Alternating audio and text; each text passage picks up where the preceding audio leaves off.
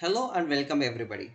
ఈరోజు ఈ వీడియో ద్వారా ITI mechanic diesel trade theory సంబంధించి మాడ్యూల్ 6 యొక్క క్వశ్చన్స్ డిస్కస్ చేద్దాం.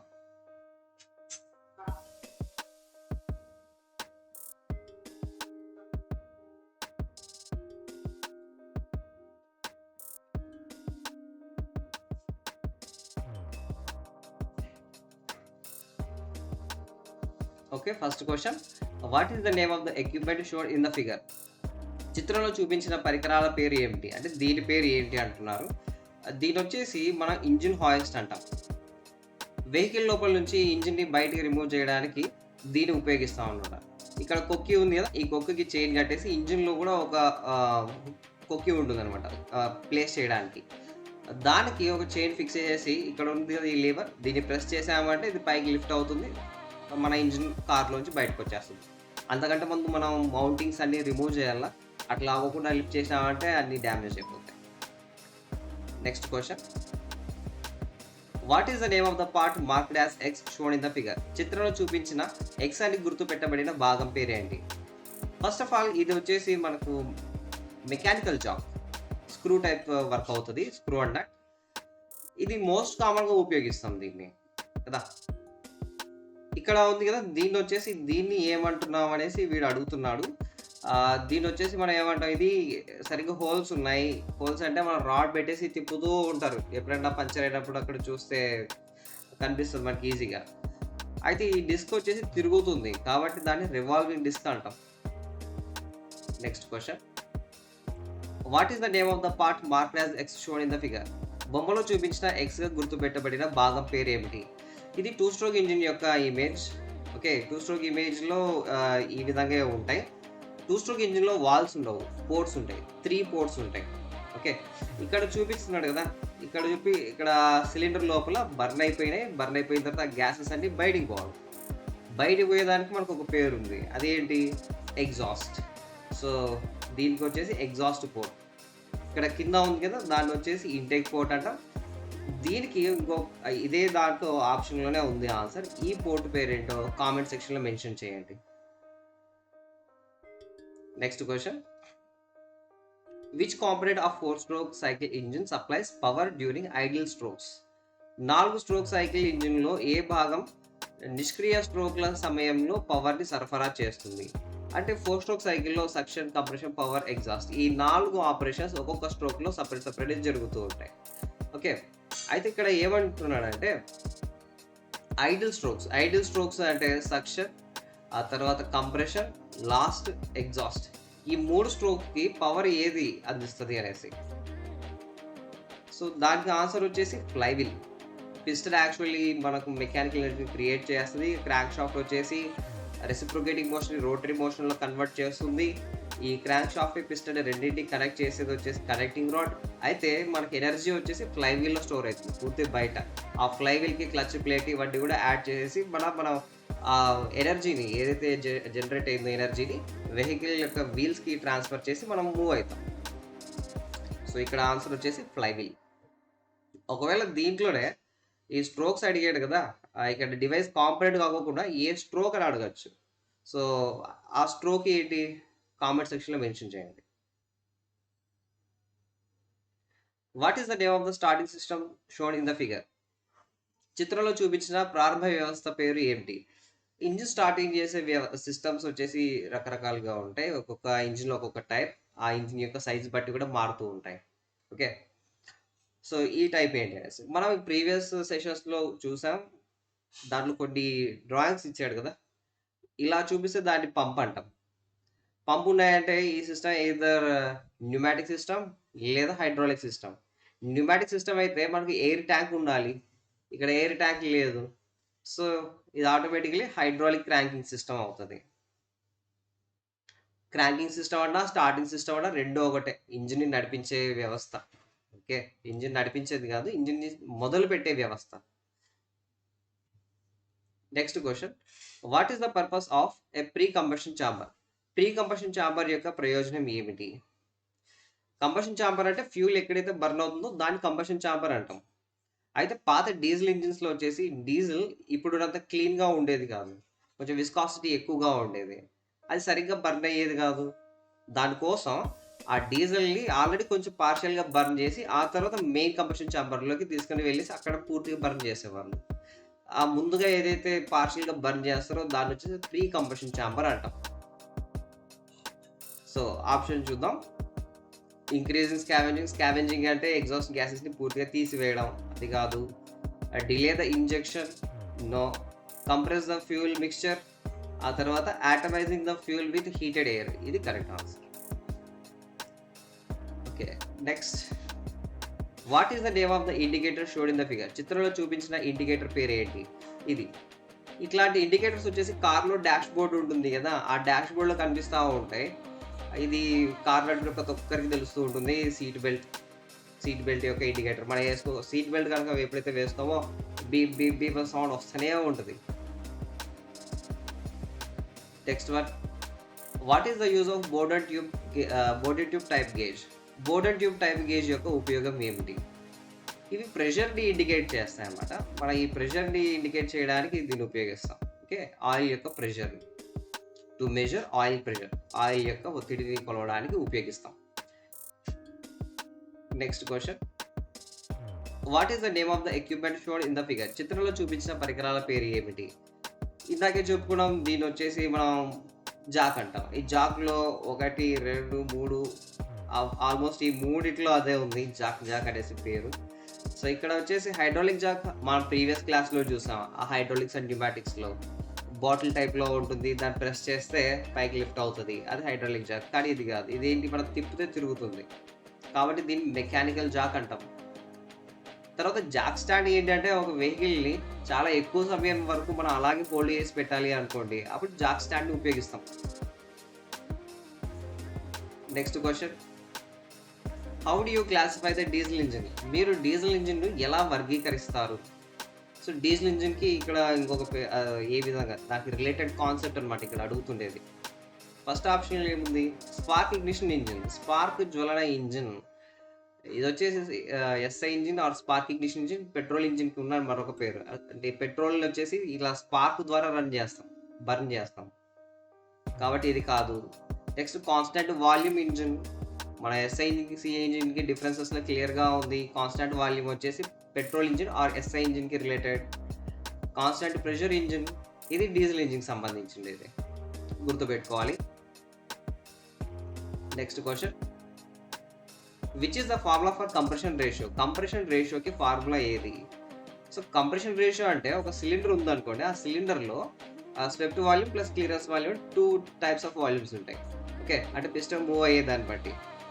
పిస్టన్ ఎప్పుడైతే బీడీసీ వద్ద ఉంటుందో దానిపైన ఉన్నటువంటి టోటల్ వాల్యూమ్‌ని ఆహ్, స్వెప్ట్ వాల్యూమ్ అంటాం. ఆ తర్వాత పిస్టన్ ఎప్పుడైతే టీడీసీ వద్దకెళ్తుందో ఆ తర్వాత కొంచెం స్పేస్ ఉంటుంది అక్కడ మనకి ఖాళీగా. దాన్ని క్లియరెన్స్ వాల్యూమ్ అంటాం. ఇప్పుడు swept volume plus clearance volume divided by clearance volume. ఇది మన కంప్రెషన్ రేషియోకి ఫార్ములా. దాన్నే ఇక్కడ వీఎస్. వీఎస్ అంటే స్వెప్ట్ వాల్యూమ్. వీసీ అంటే clearance volume. Divided by VC అంటే క్లియరెన్స్ వాల్యూమ్. నెక్స్ట్ క్వెషన్‌కి వెళ్దాం. What is the name of the engine shown in the figure? చిత్రంలో చూపించిన ఇంజిన్ పేరు ఏమిటి? ఇలా వి షేప్‌లో ఉంది. సింపుల్ వి ఇంజిన్.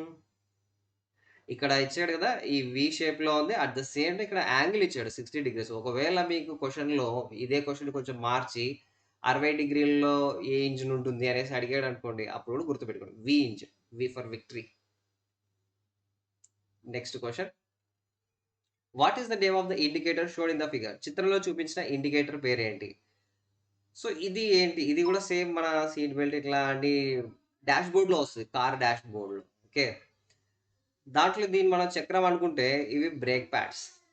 ఓకేనా? మనం బ్రేక్ వేస్తాం కదా! బ్రేక్ వేసినప్పుడు ఈ బ్రేక్ ప్యాడ్స్ ఎక్స్‌పాండ్ అవుతూ డ్రమ్‌ని అతుక్కుంటూ మనకి బ్రేక్ క్రియేట్ చేస్తాయి. వెహికల్‌ని ఆపుతాయి. కాబట్టి ఇది break indicator.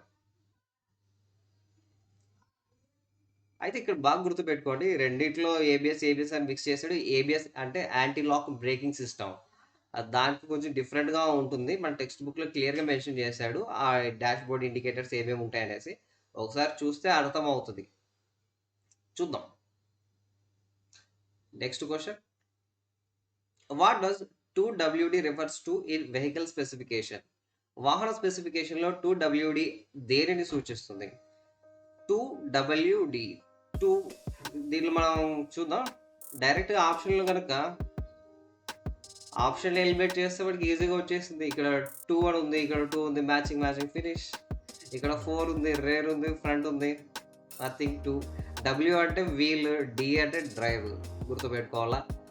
2 wheel drive. 4WD అని ఉందనుకో అప్పుడు 4 వీల్ డ్రైవ్ అయితది. ఇక్కడ RWD అంటే rear wheel drive, front wheel drive, FWD ఈ విధంగా ఉంటాయి. తర్వాత AWD అనేసి కూడా ఉంటుంది ఒక టైప్. ఆ AWD అంటే ఏంటో మన కామెంట్ సెక్షన్‌లో మెన్షన్ చేయండి. Next question. What is the name of the indicator shown in figure? చిత్రంలో చూపించిన ఇండికేటర్ పేరు ఏమిటి? ఇది కూడా సేమ్ ఆ డాష్‌బోర్డ్‌లో ఉండే ఇండికేటర్స్‌లో ఒకటి. ఇది ఏంటి? Steering wheel. ఆ స్టీరింగ్ సంబంధించి ఇక్కడ ఏముంది? Electric power steering. డైరెక్ట్‌గా ఆప్షన్‌లోకి వెళ్ళిపోతే అయిపోయింది. ఇప్పుడు కొంచెం లాజిక్‌ని ఉపయోగిస్తే ఈ ఇండికేటర్లను మనం ఈజీగా గుర్తుపెట్టుకోవచ్చు. ఓకేనా? నెక్స్ట్ క్వెషన్‌కి వెళ్దాం. What does 2498 CC indicate in a vehicle specification? 2498 CC వాహన స్పెసిఫికేషన్‌లో ఏమి సూచిస్తుంది? మనం అందరం బండ్లు కొన్న ప్రతి ఒక్కడికి ఇది ఐడియా ఉంటుంది. సీసీ అనేది వచ్చేసి ఇంజిన్ యొక్క కెపాసిటీని చూపిస్తుంది. Cubic capacity. ఓకే.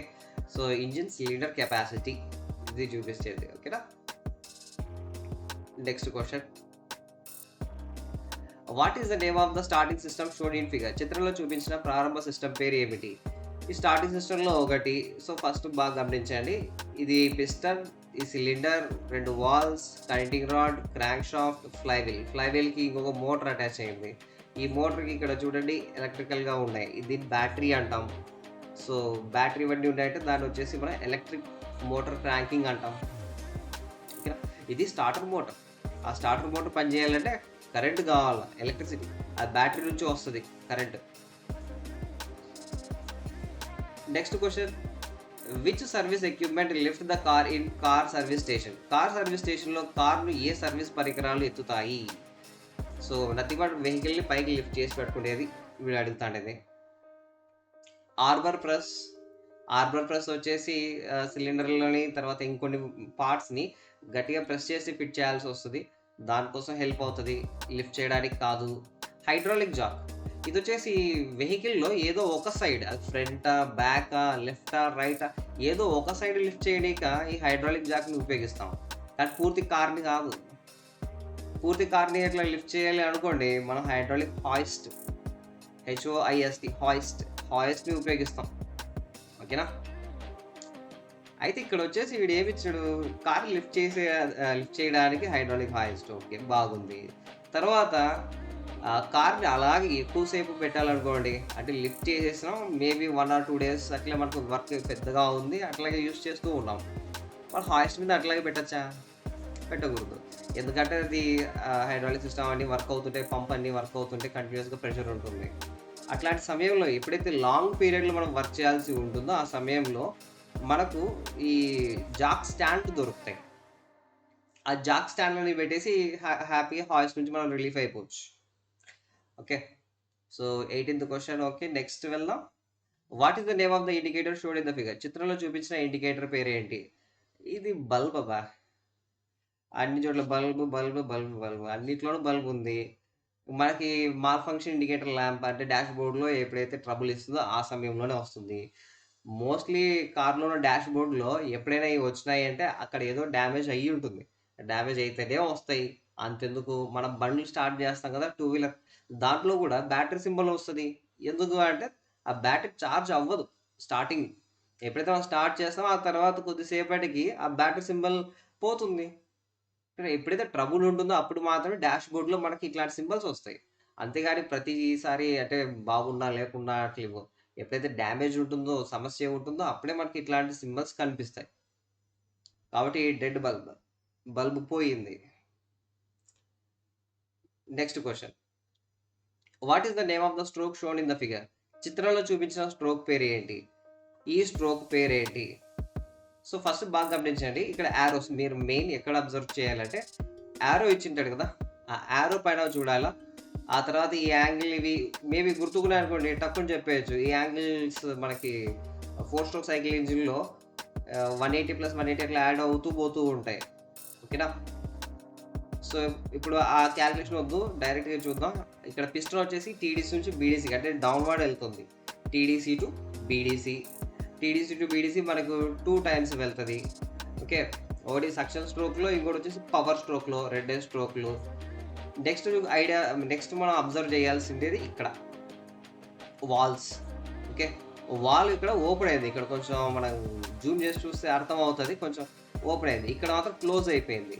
ఒక వాల్ ఓపెన్ అయింది. ఆ తర్వాత గ్యాసెస్ ఇలా లోపలికి వస్తుంది. ఇక్కడ యారో ఇచ్చాడు కదా, యారో ఏం చెప్తుందంటే గ్యాసెస్ ఇట్లా లోపలికి వస్తున్నాయి అనేసి.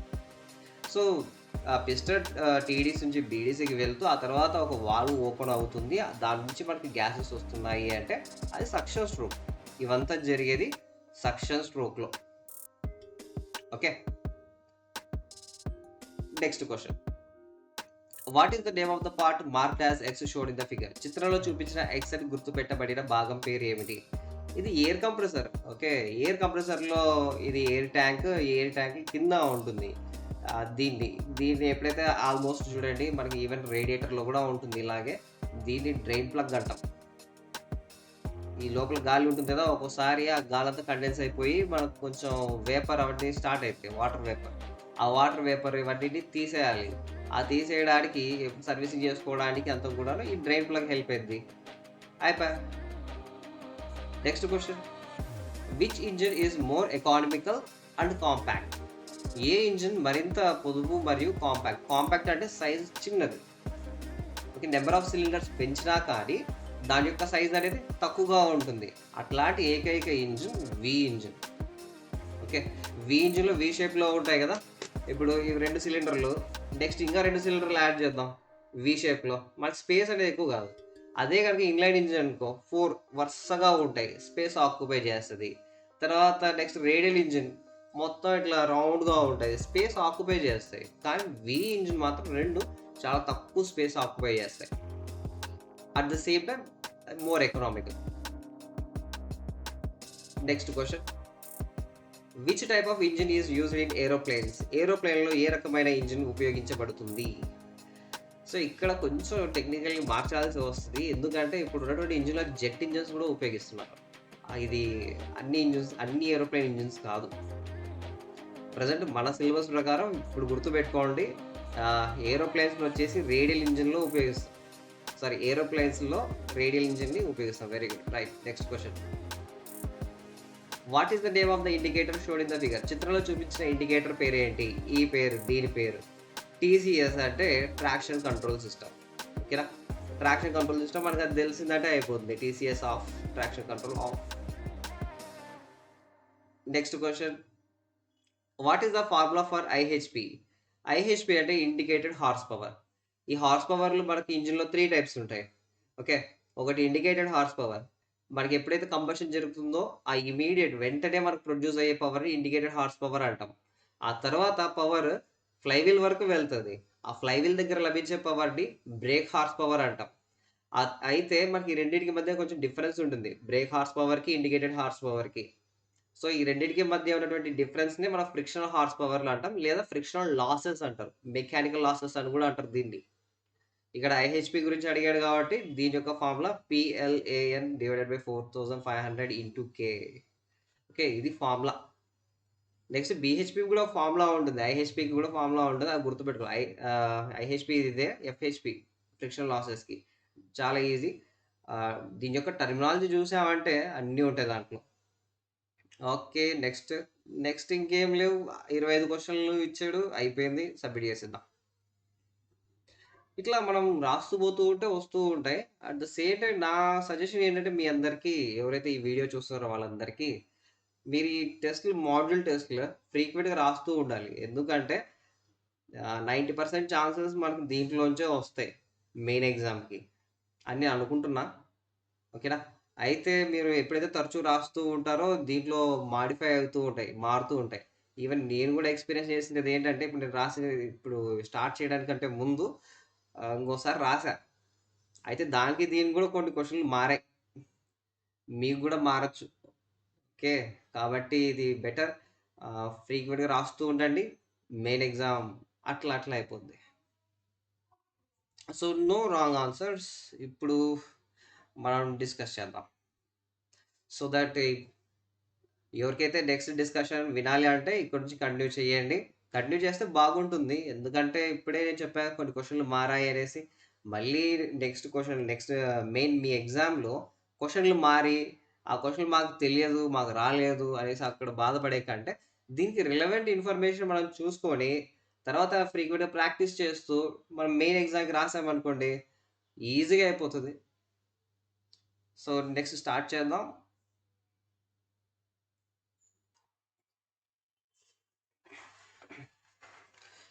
సో, ఇది నెక్స్ట్ మాడ్యూల్‌కి సంబంధించినటువంటి మన పీడిఎఫ్స్ మన టెక్స్ట్ బుక్ సంబంధించినటువంటి ఇన్ఫర్మేషన్. దీంట్లో ఫస్ట్ ఉండేది క్లాసిఫికేషన్ ఆఫ్ వెహికల్స్. వెహికల్స్‌ని ఏ విధంగా క్లాసిఫై చేస్తాము అనేసి. ఇక్కడ చకచకా చూసేసేద్దాం. ఇక్కడ వచ్చేసి based on central motor vehicle act. ఈ మోటార్ వెహికల్ యాక్ట్ ప్రకారంగా మనకి ఇండియాలో ఉన్నటువంటి వెహికల్స్‌ని క్లాసిఫై చేయడం జరుగుతుంది. క్లాసిఫికేషన్ నథింగ్ బట్ ఒకే రకమైనటువంటి వెహికల్స్ అనేటివి ఒక పేరు పెట్టడం. ఓకే. మోటార్ సైకిల్ అంటే మన టూ వీలర్స్ అన్నింటిని కూడా మోటార్ సైకిల్ అనే పిలుస్తారు. ఇన్వాలిడ్ క్యారేజ్, త్రీ వీలర్ అంటే ఆటోలు. ఓకే. తర్వాత లైట్ మోటార్ వెహికల్ అంటే మన కార్లు, మీడియం ప్యాసింజర్ మోటార్ వెహికల్, బస్సులు, గూడ్స్ వెహికల్, లారీలు ఇట్లాంటివి. హెవీ ప్యాసింజర్ మోటార్ వెహికల్ పెద్దగా ఉంటాయి కొన్ని.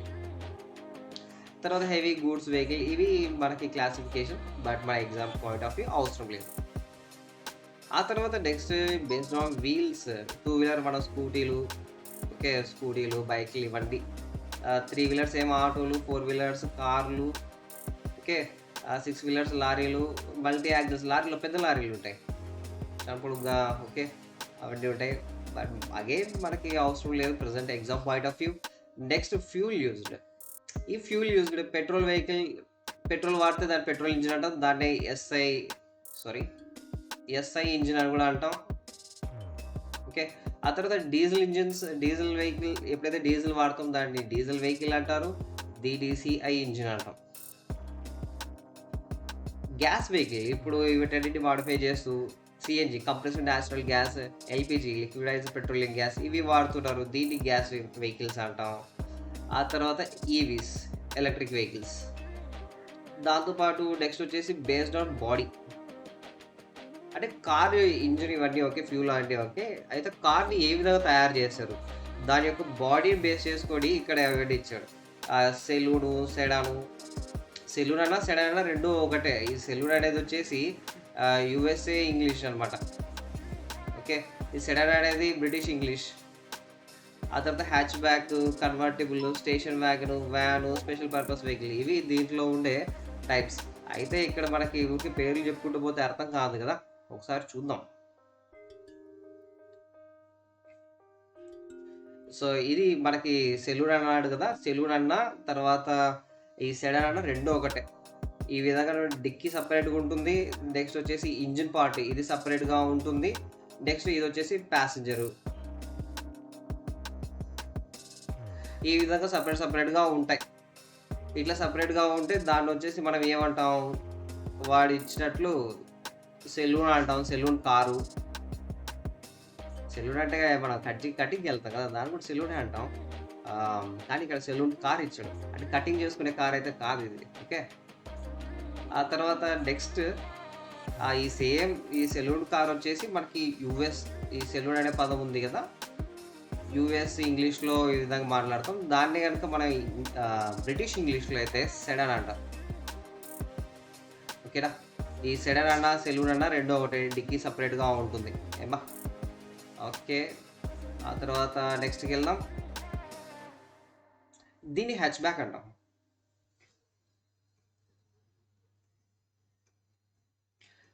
హ్యాచ్‌బ్యాక్. హ్యాచ్‌బ్యాక్‌లో వచ్చేసి మనకి ఇంజిన్ కాంపోనెంట్ ఓకే. ఇలా ఉంది సెపరేట్‌గా. అయితే డిక్కీ దీనిలో లేదు. స్టోరేజ్ లేదు. డిక్కీ అంటాం. స్టోరేజ్ అని టెక్నికల్ అనాలంట. సో, కాబట్టి స్టోరేజ్ ఉండదబ్బా! ఈ స్టోరేజ్ వచ్చేసి మనకి ఈ ప్యాసింజర్ యొక్క క్యాబిన్‌లో ఈడే ఉంటది. ఓకే. దాన్ని మనం వచ్చేసి ఏమంటాం హ్యాచ్‌బ్యాక్ కార్లు అంటాం. మనకి ఎగ్జాంపుల్స్ ఏమున్నాయి? హుండాయ్ ఐ10, ఐ20 ఇవన్నీ కూడా హ్యాచ్‌బ్యాక్‌లే. టాటాలో కూడా ఉన్నాయి కదా! మోడల్స్ మెన్షన్ చేయండి. మీకు ఐడియా ఉండేవి మీరు చూసిండేవి. వీలైతే. తర్వాత నెక్స్ట్ దాంట్లో ఇచ్చినట్లు దీన్నే మనం కన్వర్టిబుల్ కార్ అంటాం. ఓకేనా? దీన్నొచ్చేసి మనం వచ్చేసి ఏమంటాం కన్వర్టిబుల్. ఎందుకు కన్వర్టబుల్ కార్ అంటామంటే, ఇప్పుడు ఇక్కడ ఉంది గదా! ఇక్కడ వచ్చేసి ఈ రూఫ్ మనకి కావాలన్నప్పుడు ఇట్లా క్లోజ్ అయిపోతుంది. ఇక్కడ వచ్చేసి వీళ్ళకి వద్దనుకుంటారు కాబట్టి, ఇదంతా రిట్రాక్ట్ అయిపోయి ఈడ స్టోర్ అయిపోతుందనమాట. స్టోర్ అయిపోయి మనకి ఇదంతా ఓపెన్ స్పేస్. మనకు కావాలన్నప్పుడు క్లోజ్ చేసుకోవచ్చు. వద్దనుకున్నప్పుడు దానంతటికి డిక్‌లా పంపించేసేయొచ్చు. దీన్ని కన్వర్టిబుల్ కార్ అంటాం. తర్వాత నెక్స్ట్ వచ్చేసి దీంట్లో ఇచ్చాడు మన ఇన్నోవా కార్లు అవన్నీ కూడా ఇవే. దీని యొక్క పేరు మనకి టెక్స్ట్ బుక్‌లో ఏమిచ్చాడంటే చూద్దాం. Station wagon. ఈడిచ్చాడు కదా! దీన్నే స్టేషన్ వ్యాగన్ అంటాం. Okay. Station wagon. Station wagon అంటే ఏం లే. ఎక్కువ మంది పట్టేకి లేదంటే లగేజ్ కోసం మనకి స్పేస్ అంతా కూడా పెట్టుకోవడానికి చాలా స్పేషియస్‌గా ఉంటుంది. ఓకే. ఇదంతా ఇన్నోవా కారు, ఇక్కడున్న కారు ఇవన్నీ కూడా స్టేషన్ వ్యాగన్ అనేసి ఒక కేటగిరీ కిందకే వస్తాయి. ఓకే. ఇంకా తర్వాత దీన్ని వ్యాన్ అంటాం. వ్యాన్ మన లగేజ్‌ని ట్రాన్స్‌పోర్ట్ చేసుకోవచ్చు. లేదంటే ప్యాసింజర్స్ కూడా ట్రాన్స్‌పోర్ట్ చేసుకోవచ్చు. దీన్ని ఏ విధంగా అంటే ఆ విధంగా మనం కన్వర్ట్ చేసుకొని సో, స్పేస్ అనేది మిగిలిన వాటికంటే దీంట్లో కొంచెం ఎక్కువగా ఉంటుంది. ఇది పరిస్థితి. తర్వాత నెక్స్ట్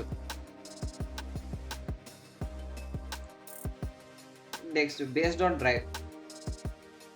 డ్రైవ్ అంటే మనకి ఇంజిన్ పవర్ అందిస్తది. అయితే ఆ పవర్ ఎక్కడికెళ్తది? దాన్ని బేస్ చేసుకొని తర్వాత ఆ ఇంజిన్ యొక్క లొకేషన్ బట్టి front engine rear wheel drive, తర్వాత rear engine rear wheel drive, తర్వాత నెక్స్ట్ వచ్చేసి front engine front wheel drive, తర్వాత 4 వీల్ డ్రైవ్, 6 వీల్ డ్రైవ్ ఈ విధంగా ఇచ్చాడు. ఇక్కడ ఏం లేదు మనకు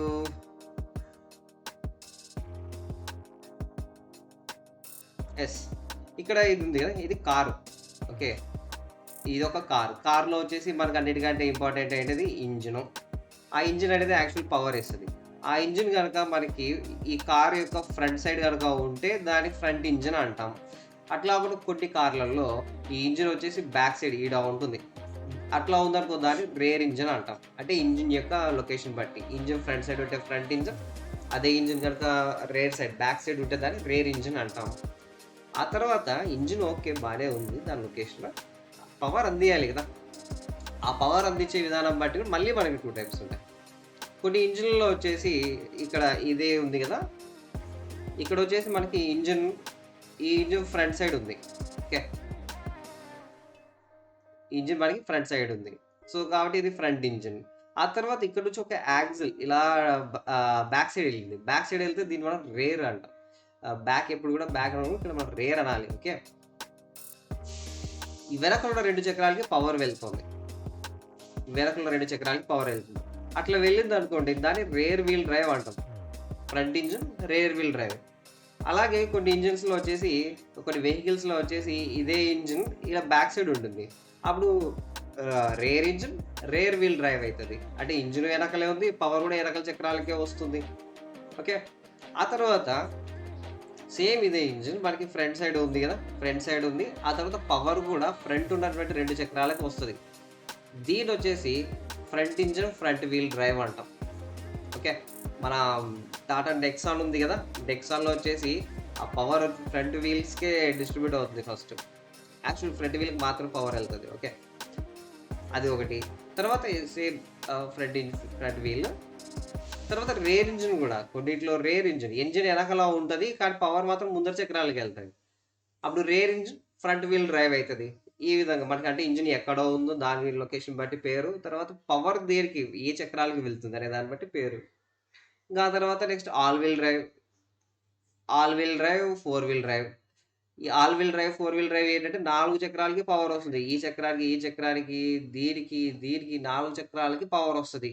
సేమ్ రెండిట్లో గూడా వస్తది. ఆల్ వీల్ డ్రైవ్‌కి, 4 వీల్ డ్రైవ్‌కి. ఈ చిన్న డిఫరెన్సెస్ ఏంటి అంటే ఆల్ వీల్ డ్రైవ్‌లో వచ్చేసి సెంట్రల్ డిఫరెన్షియల్ ఉంటుంది. మనకి ఈ 4 వీల్ డ్రైవ్‌లో వచ్చేసి టార్క్ కన్వర్టర్ లేదంటే ట్రాన్స్‌ఫర్ కేస్ ఉంటుంది. ఓకే. ఈ 4 వీల్ డ్రైవ్ వచ్చేసి ఆఫ్ రోడింగ్‌కి ఎక్కువగా ఉపయోగిస్తాం. ఆఫ్ రోడింగ్ అంటే రోడ్లు అవి సరిగ్గా ఉండవు గదా! అట్లా ఎగుడు దిగుడున్న ప్రాంతాల్లో ఎట్లంటే అట్లా దూకిపోయేకి ఈ 4 వీల్ డ్రైవ్ హెల్ప్ అయితది. ఓకే. ఈ ఆల్ వీల్ డ్రైవ్ మాత్రం అట్లా గాదు. మనకి 4 వీల్స్‌కి పవర్ ఈక్వల్‌గా డిస్ట్రిబ్యూట్ అవుతది. సిటీ రైడింగ్‌కి చాలా బావుంటుంది. మంచి ఎకనామికల్ మైలేజ్ గూడా బాగిస్తాయి. ఓకే. ఇది నెక్స్ట్ చూద్దాం. సేమ్ ఇదే డ్రాయింగ్స్ ఈడిచ్చాడు. ఈడ మీకు చూపిస్తే అర్థం కాదనేసి మళ్ళీ నేను అక్కడ సపరేట్‌గా డ్రాయింగ్స్ చూపించి వేసిండేది. దీనిలో ఇవన్నీ ఎగ్జాంపుల్స్ ఇచ్చాడు. ఎగ్జాంపుల్స్ గుర్తుపెట్టుకోవాల్సిన అవసరం అయితే ఏం లేదు. ఓకేనా? నెక్స్ట్ వచ్చేసి ట్రాన్స్మిషన్ బేస్ చేసుకొని, ట్రాన్స్మిషన్ అంటే గేర్ బాక్స్ అంటాం కదా, ఆ గేర్ బాక్సే. దానికి ఉన్నటువంటి ఇంకో పేరు ట్రాన్స్మిషన్. యాక్చువల్లీ మనం పిలవాల్సిండేది ట్రాన్స్మిషన్ అనే పిలవాల, గేర్ బాక్స్ అనేసి మామూలుగా అంటూ ఉంటాం. ఇక్కడ ఏంటంటే ఇంజిన్ నుంచి పవర్ వస్తుంది. ఈ పవర్ని వచ్చేసి మనం మల్టిపుల్స్గా మార్చి ఈ వీల్స్కి పంపిస్తాం. First gear, second gear, third gear, fourth gear, fifth gear ఇట్లా ఉంటాయి కదా. అక్కడ ఏమవుతుంది అంటే మనకు ఆ గేర్ వీల్స్ వచ్చే ఎనర్జీని మార్చి పంపిస్తాయి. సో దట్ మనకి ఇంజిన్ యొక్క స్పీడ్ కంటే వెహికల్ యొక్క స్పీడ్ పెంచడానికి హెల్ప్ అవుతుంది. దాంట్లో వచ్చేసి మాన్యువల్ ట్రాన్స్మిషన్, ఆటోమేటిక్ ట్రాన్స్మిషన్ ఉంటాయి. మాన్యువల్ ట్రాన్స్మిషన్ అంటే మనం క్లచ్ వేసి గేర్లు వేస్తాం కదా, దాంట్లో వచ్చేసి మాన్యువల్ ట్రాన్స్మిషన్ అంటాం. ఆటోమేటిక్ ట్రాన్స్మిషన్లో క్లచ్ ఉండదు, డైరెక్ట్ ప్యాడిల్ షిఫ్ట్స్ ఉంటాయి. ప్యాడిల్ షిఫ్ట్స్ మీద నొక్కుంటూ పోతూ ఉంటే ఆటోమేటిక్గా మనకి ఈ స్పీడ్ అనేది పెరుగుకుంటూ పోతూ ఉంటుంది. తర్వాత ఈ కంటిన్యూస్లీ వేరియబుల్ ట్రాన్స్మిషన్ ఉంది కదా, ఇది వచ్చేసి మనకు దీంట్లో ఎక్కువగా మన స్కూటీస్లో వాటిలో ఉపయోగిస్తారు దీన్ని. అంటే మనకి పెద్ద ఏముండదు, పుల్లీస్ వచ్చేసి సెంట్రిఫ్యూగల్ ప్రకారంగా ఇట్లా ఎక్స్పాండ్ అవుతూ ఉంటే బెల్ట్ ఉంటుంది, బెల్ట్ యొక్క సైజ్ తగ్గిపోతూ ఉంటుంది. ఆ బెల్ట్ యొక్క సైజ్ ఎప్పుడైతే తగ్గుతుందో స్పీడ్ పెరుగుతుంది, అంతే. నెక్స్ట్ ఇక్కడ ఇచ్చాడు వీడు స్టీరింగ్ సిస్టమ్. స్టీరింగ్ బట్టి కన్వెన్షనల్ మాన్యువల్ స్టీరింగ్ ఒకటి ఉంటుంది, ఇంకోటి వచ్చేసి power hydraulic, power steering, electric. పాత బస్సుల్లో కానీ పాత లారీల్లో కానీ చూస్తే వాళ్ళు తిప్పి తిప్పి తిప్పి తిప్పి పెట్టేవాళ్ళు అనమాట. ఎన్నిసార్లు, దాదాపు ఒక 12 సార్లు తిప్పేవాళ్ళు. ఒకటి ఇక్కడ నుంచి ఇక్కడికి పోవాలి అంటే, పూర్తి లెఫ్ట్ నుంచి రైట్కి పోవాలి అంటే. కానీ ఇప్పుడు ఉన్నటువంటి స్టీరింగ్ సిస్టంలో జస్ట్ మనం అట్లా వెళ్తే అట్లా అనొచ్చు. దానికి మేజర్ రీజనే ఈ ఎలక్ట్రిక్ పవర్ స్టీరింగ్స్. ఓకేనా? తర్వాత నెక్స్ట్కి వెళ్దాం. Next uses of hoist, jacks and stands. ఇవి అల్టిమేట్గా ఏంటంటే వెహికల్ని లిఫ్ట్ చేయడానికి ఉపయోగించే వస్తువులు. ఈ జాక్స్ వచ్చేసి ఇక్కడ ఇచ్చాడు కదా, single post car hoist, 2 post, 4 post, engine hoist, jacks stands. ఇవి మనం గుర్తుపెట్టుకోవాల్సిందేది. ఇక్కడ సింపుల్గా చెప్తాం. ఈ డ్రాయింగ్లో ఉంది కదా, ఈ పిల్లర్ ఒకటే ఒకటి ఉంది కాబట్టి దీని వచ్చేసి సింగిల్ పోస్ట్ అంటాం. అంటే ఒక పిల్లర్ ఎలా ఉంటే దాన్ని మనం సింగిల్ పోస్ట్. అట్లా అవ్వకుండా ఇక్కడ పైన డ్రాయింగ్ చూడండి, దీంట్లో వచ్చేసి 2 పిల్లర్లు ఉన్నాయి కాబట్టి 2 పోస్ట్ అవుతుంది. ఆ తర్వాత నెక్స్ట్ ఇక్కడ వచ్చేసి చూస్తే 1, 2, 3, 4 4 ఉన్నాయి కాబట్టి 4 పోస్ట్ హాయిస్ట్ అవుతుంది. సో ఇవి హాయిస్ట్ ఏం చేస్తుంది అంటే ఎంటర్ వెహికల్ని పైకి లిఫ్ట్ చేస్తుంది. ఈ విషయం గుర్తుపెట్టుకోవాలి. ఓకే. ఆ తర్వాత నెక్స్ట్ ఇక్కడ ఉంది, ఇది మన ఇంజిన్ హాయిస్ట్. ఇది కదా, ఇది మన ఇంజిన్ హాయిస్ట్. ఇంజిన్ని కార్లోంచి తీయడానికి హెల్ప్ అవుతుంది. ఓకే. ఈడ కొక్కి ఉంది కదా, ఈ కొక్కికి వచ్చేసి చైన్ వస్తుంది. ఆ చైన్ వచ్చేసి మన ఇంజిన్లో ఇంటెక్ మ్యాన్ఫోల్డ్ దగ్గర కావచ్చు, లేదంటే సంథింగ్ ఒక సపరేట్ లొకేషన్ ఉంటుంది. ఆ లొకేషన్లో ఇంకొక కొక్కి ఇట్లా వస్తుంది. ఓకేనా? దాని మీద దీన్ని ఫిక్స్ చేయాలి. ఫిక్స్ చేసిన తర్వాత ఇక్కడ ఉంది కదా, దీన్ని కిందకి ఇట్లా అంటూ ఉంటే ఈ కొక్కి పైకి ఇట్లా పోతూ ఉంటుంది. ఇట్లా పోవడం వల్ల ఏమైపోతుంది, ఇంజిన్ అనేది కార్లోంచి పైకి వచ్చేస్తుంది. పైకి వచ్చిన తర్వాత కార్ అనేది తీసేస్తే అయిపోయి ఇంజిన్ తీసేసేయచ్చు. అయితే తీయడానికంటే ముందు ఫస్ట్ మనం చేయాల్సింది ఏంటి అంటే, ఈ ఇంజిన్కి సంబంధించిన అన్ని కనెక్షన్లు కార్లో ఫిక్స్ చేసి ఉంటారు కదా, ఆ కనెక్షన్లు తీయాల. అట్లా తీయకోకుండా కనుక తీసినామనుకో అవన్నీ బోర్డులు కట్ అయిపోతాయి. అయిపోయి పెద్ద పనే. Next jacks. ఈ జాక్స్లో వచ్చేసి ఇక్కడ ఇచ్చాడు చూడు, ఇక్కడ వచ్చేసి ప్రిన్సిపల్ ఆఫ్ స్క్రూ అన్నట్టు. కేవలం స్క్రూ అన్నట్టు కాదు, మెకానికల్ జాక్ అయితే స్క్రూ అన్నట్టు ప్రిన్సిపల్ మీద వర్క్ అవుతుంది. అంటే మనం రాడేసి తిప్పుతూ ఉంటాం, తిరుగుతూ ఉంటే పైకి పోతుంది. అవి మనకు క్వశ్చన్లో కూడా అడిగాడు కదా. ఇక్కడ ఇచ్చాడా డ్రాయింగ్ చూద్దాం ఒకసారి. మనకి డ్రాయింగ్ ఏమి ఇక్కడ ఇవ్వలే, బట్ క్వశ్చన్లో అడిగాడు సేమ్ అవే. ఓకే. ఇది హైడ్రాలిక్, ఇది హైడ్రాలిక్ జాక్. ఓకేనా? బాటిల్ జాక్ అని కూడా అంటారు, హైడ్రాలిక్ జాక్. ఆ స్క్రూ వేసి తిప్పుతూ ఉంటారు, దాన్ని వచ్చేసి మెకానికల్ జాక్ అంటాం. ఈ విషయం మనం గుర్తుపెట్టుకోవాలా. తర్వాత నెక్స్ట్ ఈ జాక్స్‌లో టైప్స్ ఇచ్చాడు. ఒకటి లైట్ వెయిట్ అంటే దాని యొక్క కెపాసిటీ బట్టి లైట్ వెయిట్, హెవీ వెయిట్ తర్వాత ట్రాలీ టైప్ ఇచ్చాడు. ఇవి పర్పస్ బట్టి మారుతూ ఉంటాయి. ఇవి అన్ని దాంట్లో కామన్‌గా ఉపయోగించాము. ఓకేనా? ఇంకా F1 రేసులు అయితే ఇంకా డిఫరెంట్‌గా ఉంటాయి. అవి వేరే వేరే. ఇప్పుడు ఇక్కడ ఇచ్చినవి ఏంటేటో చూద్దాం. సో, మనం టెక్నికల్లీ దీన్నొచ్చేసి మెకానికల్ జాక్ అనేసి అనుకోవచ్చు. ఎందుకంటే ఇక్కడ స్క్రూస్ ఉన్నాయి కదా! తిప్పితే పైకి లిఫ్ట్ అవుతూ ఉంటుంది. ఇంకా మనం హైడ్రాలిక్స్ అండ్ న్యూమాటిక్స్ చెప్పుకున్నాం. ఈ హైడ్రాలిక్ జాక్. ఈ హైడ్రాలిక్ జాక్‌కే బాటిల్ టైప్ జాక్ అని కూడా పిలుస్తారు. సేమ్ ఇక్కడ రాడ్ పెట్టేసేసి మనం ఏం చేస్తాం పైకి కిందకి ఇట్లా ప్రెస్ చేస్తే ఇది పైకి లిఫ్ట్ అయితది. ఇది ఇక్కడ జరిగేది. ఓకే. తర్వాత నెక్స్ట్ దీన్ని ట్రాలీ టైప్ జాక్ అంటాం. ఈ ట్రాలీ టైప్ జాక్ ఏంటంటే జాకే అంటే లిఫ్ట్ చేయడానికి హెల్ప్ అవుతుంది. దాన్ని మనం తోసుకుంటూ వెళ్ళిపోవచ్చు మనకి నచ్చిన చోటికి. అట్లా మనకి పర్పస్ వేరే ఉంటుంది. మిగిలిన వాటిని మనం మోసుకుంటూ పోవాలా, దీన్ని తోసుకుంటూ పోవచ్చు. అది దీనికి ఉండేటువంటి డిఫరెన్స్. ఇంకా ఇవే కాదు దండి కూడా. ఇది ఫ్లోర్ జాక్. ఉంది కదా ఇది యాక్చువల్లీ ఇది జాక్ అనమాట. Floor Jack. ఆ తర్వాత ఈ ఫ్లోర్ జాక్స్ ఈ జాక్స్ అన్నిటి ఎలా వాడాలి ఏం కథ అనేసి ఇక్కడ ఇచ్చాడు. ప్రజెంట్ మన ఎగ్జామ్ పర్పస్ అయితే ఆ జాక్ యొక్క ఇమేజ్ చూసి ఆ జాక్ ఏంటి ఏ టైప్ అని గుర్తుపెడుతున్నావు సరిపోతుంది. ఈ ప్రిన్సిపల్స్ అవి ఇవి ఏం అడగరు నాకు తెలిసి. ఇంతవరకు అడగలేదు కాబట్టి చెప్తున్నా. బట్ ఇక్కడ ఇంకొకటి ఏంటి అంటే క్వశ్చన్స్ అప్డేట్ అవుతున్నాయి. కాబట్టి ఫ్రీకి కూడా ట్రై చేస్తూ ఉండండి. అయిపోతుంది. కొత్త వాటి తెలుసుకోవచ్చు. సో ఇది పరిస్థితి. తర్వాత నెక్స్ట్ జాక్లో యాక్సిల్ స్టాండ్ అంటున్నాడు. ఈ యాక్సిల్ స్టాండ్ జాక్ స్టాండ్ అని కూడా అంటారు. ఇది జాక్ స్టాండ్. సో ఈ జాక్ స్టాండ్కి జాక్స్కి హాయిస్ట్కి డిఫరెన్స్ ఏంటి అంటే ఈ జాక్స్ వచ్చేసి మనం లిఫ్ట్ చేస్తాం కొద్దిసేపట్లో వర్క్ చేసుకుంటాం ఆ తర్వాత దాన్ని తీసేస్తాం. సో టైం పీరియడ్ అనేది ఎక్కువ టైం ఉండదు. మేబీ 1 hour 2 hour 3 hours అంతే. హాయిస్ట్ కూడా అంతే. కార్ మొత్తాన్ని వెహికల్ మొత్తాన్ని లిఫ్ట్ చేస్తాయి కానీ కొద్దిసేపు అంటే 5 నిమిషాలు 10 నిమిషాలు కాదు కొన్ని గంటల వరకు మనం అక్కడ చేయొచ్చు.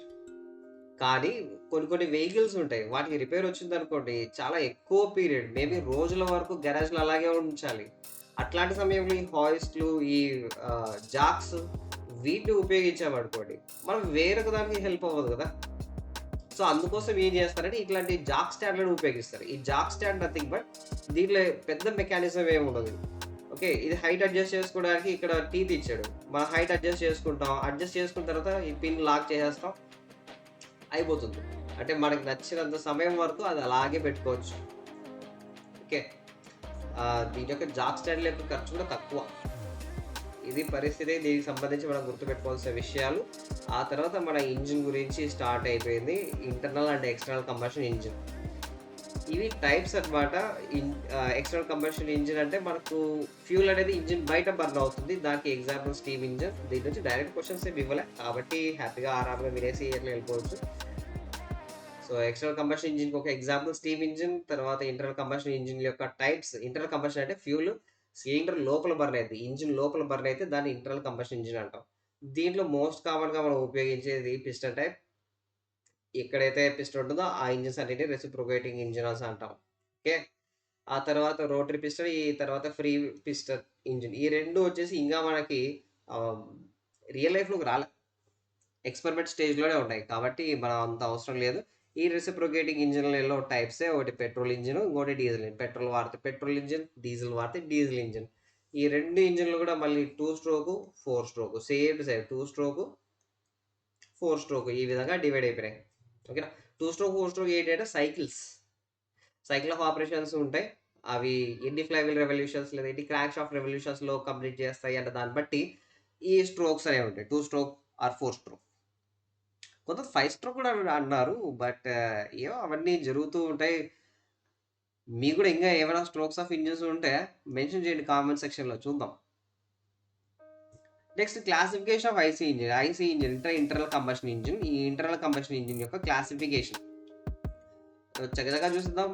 ఓకే నెంబర్ ఆఫ్ సిలిండర్ల యొక్క సంఖ్య బట్టి ఇంజిన్ల యొక్క పేర్లు. సింగిల్ సిలిండర్ అంటే ఒకే ఒక సిలిండర్ ఉంటుంది. ఓకే మల్టీ సిలిండర్ అంటే మోర్ దాన్ 1 ఒకటి కంటే ఎక్కువ ఉంటాయి గుర్తుపెట్టుకోవాలి. More than 1 cylinder. ఆ తర్వాత ఈ సిలిండర్స్ ఉంటాయి కదా మల్టీ సిలిండర్స్. ఈ మల్టీ సిలిండర్ ఇంజిన్స్‌ని ఏ విధంగా మనం అరేంజ్ చేసుకుంటాం. ఆ అరేంజ్‌మెంట్ బట్టి మనకు మళ్ళీ ఇక్కడ పేర్లు ఇచ్చాడు. Inline engine, V shape engine, opposite engine, horizontal engine, radial engine ఇక్కడ ఇమేజెస్ ఉన్నాయి కింద. అప్పుడు చూద్దాం. ఇక్కడ చూడండి దీంట్లో ఇక్కడ హైలైట్ చేసిన పాయింట్స్ బాగా గుర్తుపెట్టుకోండి. దీని నుంచి అడిగేందుకు అవకాశం ఉంటుంది. దీని యొక్క స్పెషాలిటీ. ఇన్‌లైన్ ఇంజిన్‌లో స్పెషాలిటీ ఏంటంటే ఈ సిలిండర్స్ అన్నిటిని ఒకే లైన్‌లో ఒక వరుస క్రమంలో అరేంజ్ చేసుంటారు. ఇక్కడ ఉంది కదా! సో, దీన్నే ఇన్‌లైన్ ఇంజిన్ అంటాం. So, cylinder number 1, cylinder number 2, cylinder number 3, cylinder number 4 ఇంక అట్లా ఒకవేళ ఇక్కడ 4 ఉంటాయి కాబట్టి 4 ఇన్‌లైన్ 4 ఇంజిన్. అట్లా కాకుండా కొన్ని 6 ఉంటాయి, కొన్ని 8 ఉంటాయి. అట్లా పెద్దవి ఉంటాయి కొన్ని కొన్ని. ఓకే. వాటన్నిటికి కూడా ఇన్‌లైన్ ఇంజిన్స్ అట్లా వరుసగా ఒకదాని తర్వాత ఒకటి ఉంటే ఇన్‌లైన్ ఇంజిన్ అంటాం. దీంట్లో బాగా గుర్తుపెట్టుకోవాల్సింది ఏంటంటే క్రాంక్ షాఫ్ట్ నెంబర్ ఆఫ్ సిలిండర్ల యొక్క సంఖ్యను బట్టి కనుక మనం పోలిస్తే పొడవాటి క్రాంక్ షాఫ్ట్ ఉండేది ఇన్‌లైన్ ఇంజిన్‌లోనే. ఓకేనా? అయితే దీనిలోని ఎందుకు మన చాలా వరకు వెహికల్స్‌లో మన ఇండియాలో చాలా కార్లలో కూడా దీనిలోనే ఉపయోగిస్తారు ఇన్‌లైన్ ఇంజిన్. Construction easy. ముఖ్యంగా ఏంటంటే బ్యాలెన్స్ బాగుంటుంది దీంట్లో. Okay. And more uniform torque అంటే బలం. మన వెహికల్ మూవ్ చేయడానికి కావాల్సిన బలం. ఆ బలం వచ్చేసి సమానంగా యూనిఫార్మ్‌గా ప్రాపర్‌గా ఇస్తూ పోతుంటుంది. అందుకే మనం దీన్ని యూజ్ చేస్తాం. మోర్ ఓవర్ కన్‌స్ట్రక్షన్ చేయడం చాలా ఈజీ. రిపేర్ చేయడం కూడా చాలా ఈజీ ఇన్‌లైన్ ఇంజిన్స్. ఆ తర్వాత వి టైప్ ఇంజిన్స్. ఈ వి టైప్ ఇంజిన్స్ వచ్చేసి 60 డిగ్రీస్ యాంగిల్‌లో మనకి ఫిక్స్ చేశారనేసి ఇక్కడ ఉంది. కానీ 60 డిగ్రీ యాంగిల్ మన ఎగ్జామ్ పాయింట్ ఆఫ్ వ్యూ గుర్తుపెట్టుకోండి. కానీ రియల్ లైఫ్‌లో మాత్రం 60 డిగ్రీ యాంగిల్‌లో అన్ని ఇంజిన్‌లు ఇలా ఉండవు. అన్ని వి ఇంజిన్‌లు ఉండవు. కొన్ని 60 డిగ్రీస్ కంటే ఎక్కువ ఉంటాయి. కొన్ని 60 డిగ్రీస్ కంటే తక్కువ ఉంటాయి. ఓకే. డిఫరెంట్ టైప్స్ ఉంటాయి. బట్ ఇక్కడ మాత్రం మీరు గుర్తుపెట్టుకోవాల్సింది ఏంటంటే ఈ 60 డిగ్రీస్ గుర్తుపెట్టుకోండి. వి షేప్‌లో ఉంటాయి. ఇది గుర్తుపెట్టుకోవాలా. తర్వాత మోర్ ఎకనామికల్ అండ్ కాంపాక్ట్. అన్నిటికంటే నెంబర్ ఆఫ్ సిలిండర్స్‌ని గనుక పోల్చి చూస్తే అన్నిటిలోకి చిన్నది ఈ వి టైప్ ఆఫ్ ఇంజినే. ఓకే. తర్వాత నెక్స్ట్ అపోజిట్ ఇంజిన్స్. ఫస్ట్ వి ఇంజిన్. ఇది ఇక్కడ ఇచ్చాడు కదా! ఇది వి ఇంజిన్. నెక్స్ట్ వచ్చేసి ఇది అపోజిట్ ఇంజిన్. అపోజిట్ ఇంజిన్‌లో 2 టైప్స్ ఉంటాయి. ఈ అపోజిట్ ఇంజిన్స్‌నే బాక్సర్ ఇంజిన్స్ అని కూడా అంటారు.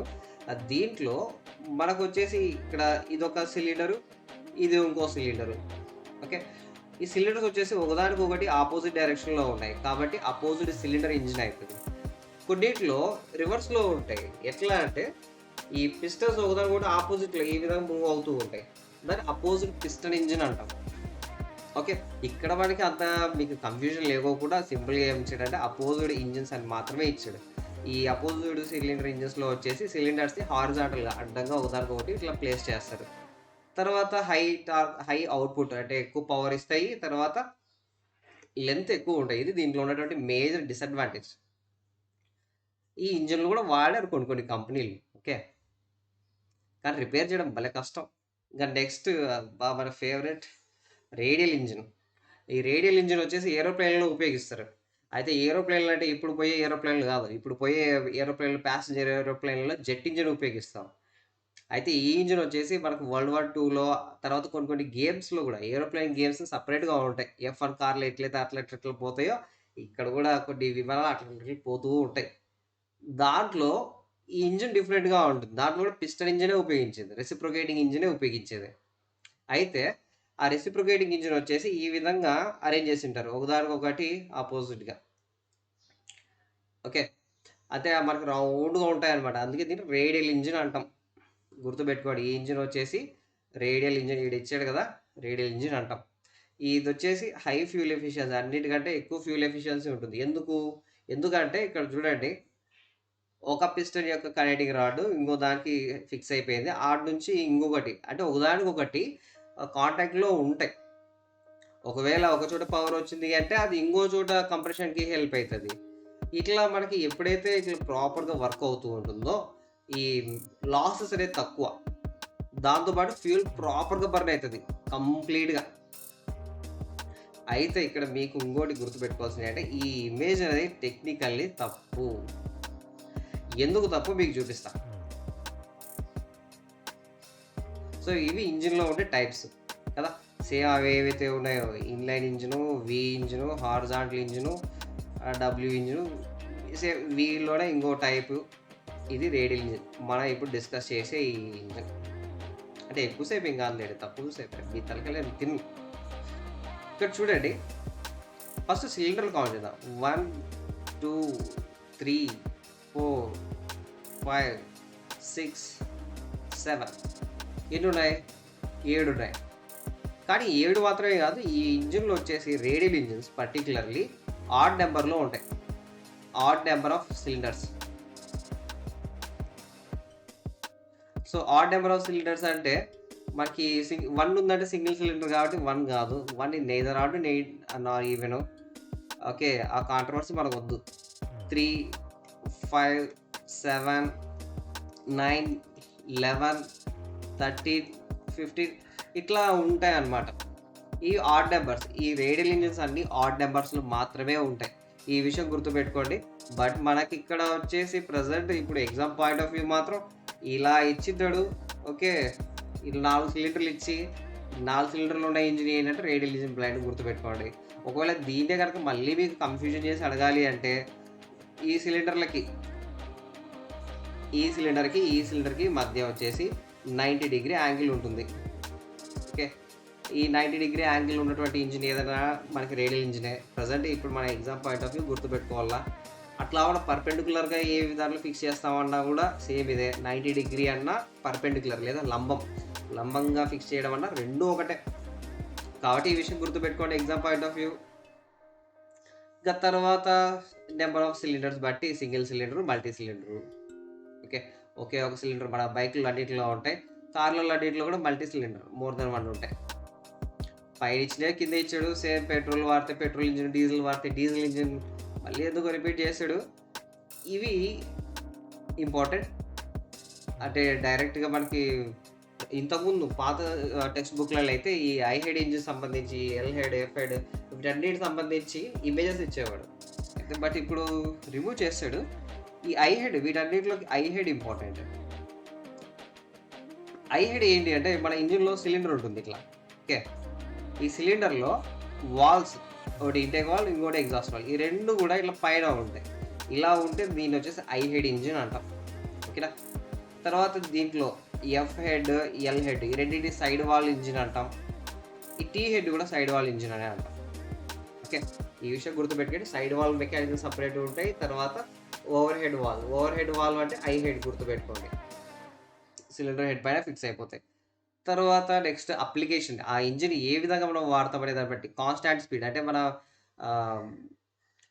డీజిల్ జనరేటర్లు, పొలాలు ఉపయోగించే డీజిల్ పంపులు, ఇవన్నీ కూడా కాన్స్టాంట్ స్పీడ్ ఇంజిన్స్. అంటే ఒకే స్పీడ్లో వర్క్ అవుతాయి.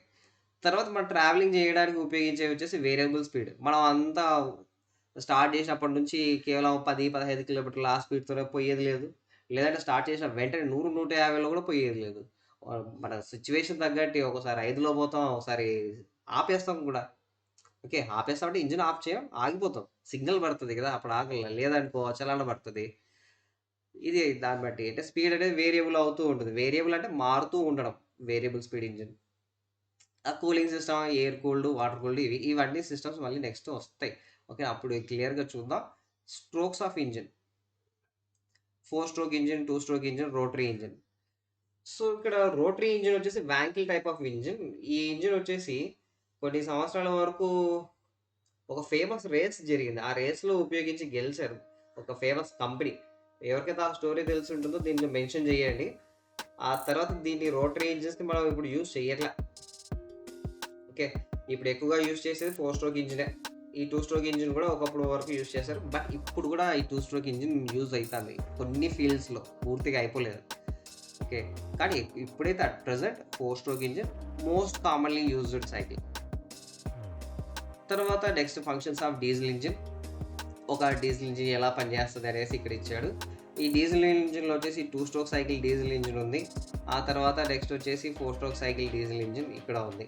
ఈ రెండింటిలో ఏది ఇంపార్టెంట్ అంటే 4 స్ట్రోక్ సైకిల్ డీజిల్ ఇంజిన్, ఇది important. 2 stroke cycle diesel engine మనం చాలా తక్కువగా ఉపయోగిస్తాం. ఓకే, ఇప్పుడు మనం 4 స్ట్రోక్ సైకిల్ డీజిల్ ఇంజిన్లో చూద్దాం.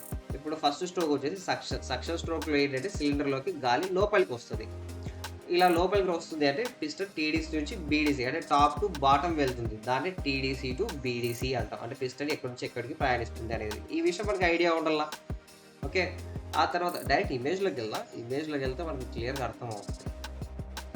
ఎస్, ఇది సక్షన్ స్ట్రోక్ ఈడ మెన్షన్ చేశాడు. ఈ పిస్టన్ వచ్చేసి కిందికి వెళ్తుంది. ఈ పాయింట్ వచ్చేసి టీడీసీ అంటాం. తర్వాత ఈ పాయింట్ దీని వచ్చేసి బీడీసీ అంటాం. టీడీసీ అంటే టాప్ డెడ్ సెంటర్, బీడీసీ అంటే బాటమ్ డెడ్ సెంటర్. పిస్టన్ వచ్చేసి ఈ రెండింటి మధ్య మూవ్ అవుతుంది. ఓకే, ఇక్కడ పైన వచ్చి కిందికి వస్తుంది. ఆ తర్వాత వాల్వ్, ఈ వాల్వ్ ఓపెన్ అయింది. దీని వచ్చేసి ఇంటేక్ వాల్వ్ అంటాం. ఇంటేక్ వాల్వ్ అంటే గ్యాసెస్ లోపలికి రావడానికి అలో చేస్తుంది. సో ఇలా ఇక్కడ మనకి ఫిల్టర్ ఉంటుంది. ఫిల్టర్ తర్వాత ఇట్లా అన్నీ వస్తుంది అనమాట, ఫిల్టర్ అయిపోయి గ్యాసెస్. దీని వచ్చేసి మన సక్షన్ స్ట్రోక్ అంటాం. ఈ పీరియడ్లో వచ్చేసి 180 degrees మన ఫ్లైవీల్ లేదా క్రాంక్ షాఫ్ట్ రొటేట్ అవుతుంది. ఓకే, ఆ తర్వాత నెక్స్ట్ వచ్చేసి కంప్రెషన్ స్ట్రోక్. ఇక్కడ మీకు ఇంట్రెస్టింగ్ క్యాండిడేట్స్ ఏదైతే హైలైట్ చేసామో మీ టెక్స్ట్ బుక్లో హైలైట్ చేసుకోండి. Well and good. లేదు మాకు అంత ఓపిక లేదంటే ఇదే చెప్పేది వినండి. ఓకే, అట్లీస్ట్ మనసు పెట్టి. నెక్స్ట్ స్ట్రోక్ వచ్చేసి ఇక్కడ ఇచ్చాడు కంప్రెషన్ స్ట్రోక్. ఈ కంప్రెషన్ స్ట్రోక్లో వచ్చేసి పిస్టన్ బీడీసీ నుంచి టీడీసీ నుంచి టీడీసీకి వెళ్తుంది. ఓకేనా, బీడీసీ అంటే బాటమ్ డెడ్ సెంటర్, టీడీసీ అంటే top dead centre. From BDC to TDC. ఈ సమయంలో వాల్స్ చూడండి, 2 వాల్స్ కూడా క్లోజ్డ్ పొజిషన్లో ఉన్నాయి. అంటే గ్యాసెస్ ఏవి కూడా ఎస్కేప్ కావు. లోపలికి వచ్చినా డోర్లు వేసేసినామా అయిపోయా. ఓకే, ఆ తర్వాత ఇక్కడ ఉన్నటువంటి గ్యాసెస్ ఉన్నాయి కదా, ఈ గ్యాసెస్ అంతా ఈ పిస్టన్ పైకి వెళ్తూ ఉంది. ఆ గ్యాసెస్ అన్ని కంప్రెస్ అవుతాయి. ఓకే, అందుకే దీన్ని కంప్రెషన్ స్ట్రోక్ అంటాం. లోపలికి ఏదైతే ఛార్జ్ వస్తుందో గ్యాసెస్ అంటాం కదా, దాని ఛార్జ్ అనాలి టెక్నికలీ. ఆ ఛార్జ్ అనేది కంప్రెస్ అవుతుంది. ఫినిష్. ఈ కంప్రెస్ అయిన తర్వాత విపరీతమైన వేడి వస్తుంది అనమాట, ఆ గ్యాసెస్ అన్ని కూడా. ఆ విపరీతమైనటువంటి వేడి గ్యాసెస్లో, గాలిలో మనం డీజిల్ని ఇంజెక్ట్ చేస్తాం. ఆ ఇంజెక్ట్ చేసే దాన్ని మనం పవర్ స్ట్రోక్ అంటాం. ఆ పవర్ స్ట్రోక్లోనే మనకు పవర్ అనేది వస్తుంది. ఆ స్ట్రోకే యాక్చువల్లీ ఇంజిన్ అంతటి రన్ చేయడానికి హెల్ప్ అవుతుంది. ఇక్కడ ఉంది చూడండి, ఇక్కడ వచ్చేసి సేమ్ టీడీసీ, నెక్స్ట్ వచ్చేసి బీడీసీ. ఓకే, మనకి పవర్ వచ్చింది కాబట్టి పిస్టన్ వచ్చేసి టీడీసీ నుంచి బీడీసీకి ప్రయాణిస్తుంది. ఆ తర్వాత 2 వాల్స్ కూడా క్లోజ్డ్ పొజిషన్లో ఉంటాయి. ఏ ఒక్క వాల్వ్ కూడా ఓపెన్ అయింది అంటే మనకి పవర్ సరిగ్గా జనరేట్ కాదు, బయటికి వెళ్ళిపోద్ది, ఇంజిన్ కూడా ఆగిపోతుంది.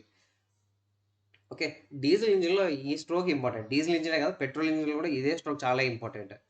ఓకే, ఇక్కడ ఏం జరుగుతుంది అంటే లోపల వేడి గాలులు ఉంటాయి కదా, వేడి గాలు లోపలికి మనం డీజిల్ని ఇంజెక్ట్ చేస్తాం ఇంజెక్టర్ ద్వారా. ఓకే, ఇట్లా ఇంజెక్ట్ చేసినప్పుడు ఆ వేడి గాలులు తర్వాత ఈ డీజిల్, యాటమైజ్డ్ డీజిల్ పార్టికల్స్ మిక్స్ అయిపోయి ఆ డీజిల్ మొత్తం బర్న్ అయిపోతుంది. బర్న్ అయిపోయినప్పుడు ఆ గ్యాసెస్ మళ్ళీ ఎక్స్పాండ్ అవుతాయి. ఎక్స్పాండ్ అవుతూ ఈ పిస్టన్కి బలవంతంగా కిందికి నెట్టుతాయి. అట్లా మనకి పవర్ స్ట్రోక్ వస్తుంది అనమాట. ఆ వచ్చిన పవరే మళ్ళీ నెక్స్ట్ కనెక్టింగ్ రాడ్కి, ఓకే, కనెక్టింగ్ రాడ్కి, ఆ తర్వాత నెక్స్ట్ వచ్చేసి క్రాంక్ షాఫ్ట్కి, అన్నిటికీ, ఆ తర్వాత నెక్స్ట్ ఫ్లైవీల్ ఉంటుంది. ఈ విధంగా వెళ్తుంది. తర్వాత నెక్స్ట్ పవర్ స్ట్రోక్ ఓవర్. ఆ తర్వాత లాస్ట్ అండ్ ఫైనల్ స్ట్రోక్ ఉంటుంది ఎగ్జాస్ట్ స్ట్రోక్. ఈ ఎగ్జాస్ట్ స్ట్రోక్లో ఇప్పుడు ఇక్కడ వచ్చేసి మనకి ఇవన్నీ బర్న్ అయిపోయినాయి కదా, బర్న్ అయిపోయిన గ్యాసెస్ వచ్చేసి ఎగ్జాస్ట్ గ్యాసెస్ అంటాం. Exhaust gases. ఈ ఎగ్జాస్ట్ గ్యాసెస్ అనేవి మన ఇంజిన్లో ఉండకూడదు, వాటిని బయటికి పంపించాలి. ఆ బయటికి పంపించాలి కాబట్టి కాబట్టి ఒక వాల్వ్ ఓపెన్ అయింది. ఓకే, ఈ వాల్వ్ ఎగ్జాస్ట్ వాల్వ్. ఓకే, ఈ సమయంలో పిస్టన్ ఎక్కడి నుంచి ఎక్కడికి వెళ్తుంది అనేది కూడా ఇంపార్టెంట్. పిస్టన్ వచ్చేసి బీడీసీ నుంచి టీడీసీకి వెళ్తుంది. ఇది టీడీసీ, ఇది బీడీసీ. ఓకేనా, పిస్టన్ వచ్చేసి బీడీసీ నుంచి టీడీసీకి వెళ్తుంది. ఆ వెళ్తూ ఏం చేస్తుంది, ఈ ఎగ్జాస్ట్ వాల్వ్ ఓపెన్ అయింది కాబట్టి లోపల గ్యాసెస్ ఉంటాయి కదా, గ్యాసెస్ అంతటి ఇట్లా బయటికి పంపించేస్తుంది. ఓకే, ఈ విధంగా ఎగ్జాస్ట్ స్ట్రోక్ జరుగుతుంది. ఎగ్జాస్ట్ స్ట్రోక్ అయిపోయిన తర్వాత మళ్ళీ సక్షన్ స్ట్రోక్, మళ్ళీ కంప్రెషన్, మళ్ళీ పవర్, మళ్ళీ ఎగ్జాస్ట్, ఇట్లా కంటిన్యూస్గా జరుగుతూ ఉంటాయి. ఈ సైకిల్ గుర్తుపెట్టుకోండి. 4 స్ట్రోక్ సైకిల్లో ఫస్ట్ వచ్చేసి సక్షన్ స్ట్రోక్ అంటే గాలు లోపలికి వస్తాయి, ఛార్జ్ లోపలికి వస్తుంది. నెక్స్ట్ వచ్చేసి కంప్రెషన్ స్ట్రోక్, వచ్చిన ఛార్జ్ని కంప్రెషన్ చేస్తాం. ఆ తర్వాత పవర్, ఏదైతే ఛార్జ్ ఉంటుందో దాన్ని బర్న్ చేయాలి అంటే ఫ్యూల్ని బర్న్ చేస్తాం. ఆ తర్వాత గ్యాసెస్, మనకి దాంట్లో కావాల్సినటువంటి పవర్ ఏమి ఉండదు కాబట్టి గ్యాసెస్ని ఎగ్జాస్ట్ గ్యాసెస్ అంటాం. ఆ ఎగ్జాస్ట్ గ్యాసెస్ని బయటికి పంపించాలి, ఆ స్ట్రోకే ఎగ్జాస్ట్ స్ట్రోక్. ఆ తర్వాత మళ్ళీ మనకి స్టార్ట్ అయ్యేది సక్షన్ స్ట్రోక్. మళ్ళీ ఇట్లా రిపీట్ అయితేనే ఉంటుంది. Suction, compression, power, exhaust. Okay. ఈ స్ట్రోక్స్ వెరీ వెరీ ఇంపార్టెంట్. ఓకేనా. తర్వాత ఇక్కడ నెక్స్ట్ వచ్చేసి ఈ విషయం గుర్తుపెట్టుకోండి. ఇక్కడ మనం గుర్తుపెట్టుకోవాల్సింది 4 స్ట్రోక్ కదా. ఈ 4 స్ట్రోక్ సైకిల్లో ఏంటంటే సక్షన్, కంప్రెషన్, పవర్, ఎగ్జాస్ట్ వీటిని సైకిల్ ఆఫ్ ఆపరేషన్స్ అంటాం. ఈ సైకిల్ ఆఫ్ ఆపరేషన్స్ ఫ్లైవీల్ లేదా క్రాంక్ షాఫ్ట్ వీటి యొక్క 2 ఫ్లైవీల్ రెవల్యూషన్స్లో కంప్లీట్ అయిపోతాయి. మళ్ళీ ఇంకోసారి రిపీట్ చేస్తున్నాను. సైకిల్ ఆఫ్ ఆపరేషన్స్ ఫ్లైవీల్ యొక్క 2 రెవల్యూషన్స్లో కంప్లీట్ అయిపోతే దాన్ని వచ్చేసి మనం 4 స్ట్రోక్ సైకిల్ ఇంజిన్ అంటాం.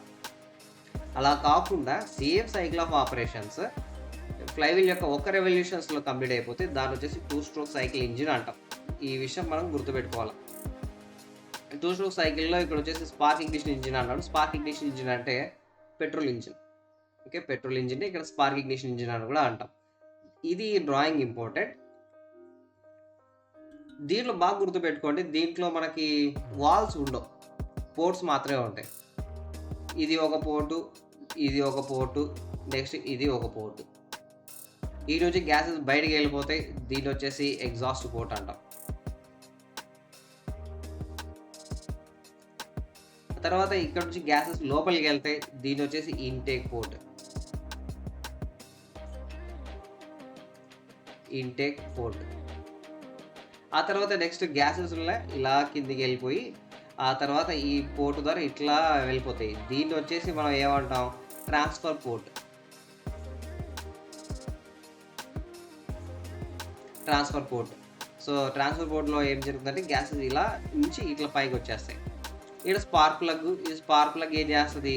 స్పార్క్ని రిలీజ్ చేస్తుంది. రిలీజ్ చేసిన తర్వాత మొత్తం పవర్ బర్న్ అయిపోతుంది. ఆ విధంగా వస్తాయి అన్నమాట.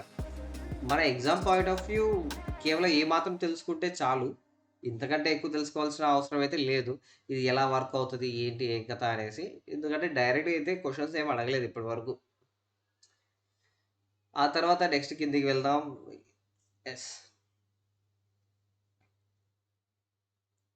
అసలు దీన్ని ఎందుకు స్పార్క్ ఇగ్నిషన్ ఇంజిన్ అంటాం అనేసి ఇక్కడ ఇచ్చాడు. మొత్తం ఎక్స్ప్లెనేషన్ సింపుల్గా చెప్తా వినండి. మనకు స్పార్క్ ఇగ్నిషన్ ఇంజిన్లో సక్షన్ స్ట్రోక్లో ఈ గ్యాస్ ప్లస్ గ్యాస్ అంటే ఫ్రెష్ ఎయిర్. ఓకే. ఆ fresh air plus fuel, air plus fuel mixture డైరెక్ట్గా లోపలికి వెళ్తుంది సక్షన్ స్ట్రోక్లో. సిఐ ఇంజిన్ లేదా కంప్రెషన్ ఇగ్నిషన్ ఇంజిన్ లేదా డీజిల్ ఇంజిన్ దాంట్లో వచ్చేసి గాలి, తాజా గాలి మాత్రమే సిలిండర్ లోపలికి పోతుంది. ఈ స్పార్క్ ఇగ్నిషన్ ఇంజిన్లో ఎయిర్ ఫ్యూల్ ఈ రెండు యొక్క మిక్స్చర్ ఇంజిన్లోకి వెళ్తుంది కదా. వెళ్ళిన తర్వాత కంప్రెషన్ జరుగుతుంది కామన్. ఆ తర్వాత ఈ స్పార్క్ ప్లగ్ ఉంటుంది. ఆ స్పార్క్ ప్లగ్లో హై వోల్టేజ్ కరెంట్ పాస్ అవుతుంది. ఆ హై వోల్టేజ్ కరెంట్ ఒక ఎలక్ట్రోడ్ నుంచి ఇంకొక ఎలక్ట్రోడ్కి జంప్ అవుతుంది. ఆ సమయంలో మనకు ఒక నిప్పురవ్వ వస్తుంది అనమాట. దాన్నే స్పార్క్ అంటాం. ఆ స్పార్కే ఛార్జ్ని బర్న్ అయ్యేందుకు హెల్ప్ అవుతుంది. ఓకేనా. అందుకోసమే దీన్ని స్పార్క్ ఇగ్నిషన్ ఇంజిన్ అంటాం. గుర్తుపెట్టుకోవాలా. పెట్రోల్ ఇంజిన్లో వచ్చేసి స్పార్క్ ప్లగ్ ఉంటుంది. డీజిల్ ఇంజిన్లో మాత్రమే స్పార్క్ ప్లగ్ అస్సలు ఉండదు. ఓకే. ఇంజెక్టర్ ఉంటుంది డీజిల్ ఇంజిన్లో. సేమ్ థింగ్ ఇక్కడ అంతా కూడా మెన్షన్ చేశాడు. ఇక్కడ ఓకే 4 స్ట్రోక్ సైకిల్ ఇంజిన్లో సేమ్ బట్ దానికి దీనికి అంటే సిఏ ఇంజిన్కి తర్వాత ఎస్ఐ ఇంజిన్కి మారేది ఏంటంటే సిఏ ఇంజిన్లో కేవలం గాలి మాత్రమే లోపలికి వెళ్తుంది. మన ఎస్ఐ ఇంజిన్ కదా, దీంట్లో గాలి ప్లస్ పెట్రోల్ ఈ రెండు కలిసి లోపలికి వెళ్తాయి. ఈ రెండింటిని ప్రొపోర్షనల్గా మిక్స్ చేసే దాన్ని కార్బొరేటర్ అంటాం. పాత ఇంజిన్లలో ఉండేవారు అప్ టు BS3 వరకు దాంట్లో కార్బొరేటర్స్ ఉంటాయి. ఆఫ్టర్ దట్ మనకి ఈ కార్బొరేటర్లు మాయమైపోయినాయి. ఈ కార్బొరేటర్లు లేవు ఇప్పుడు ఉన్నటువంటి ఇంజిన్స్లో. ఓకే. ఈ విషయం కూడా గుర్తుపెట్టుకోవాలి. ఆ తర్వాత ఆ ఛార్జ్ అంతా కూడా ఇట్లా లోపలికి వస్తుంది. ఇంటేక్ వాళ్ళు ఓపెన్ అవ్వడం ద్వారా పిస్టన్స్ టీడీసీ నుంచి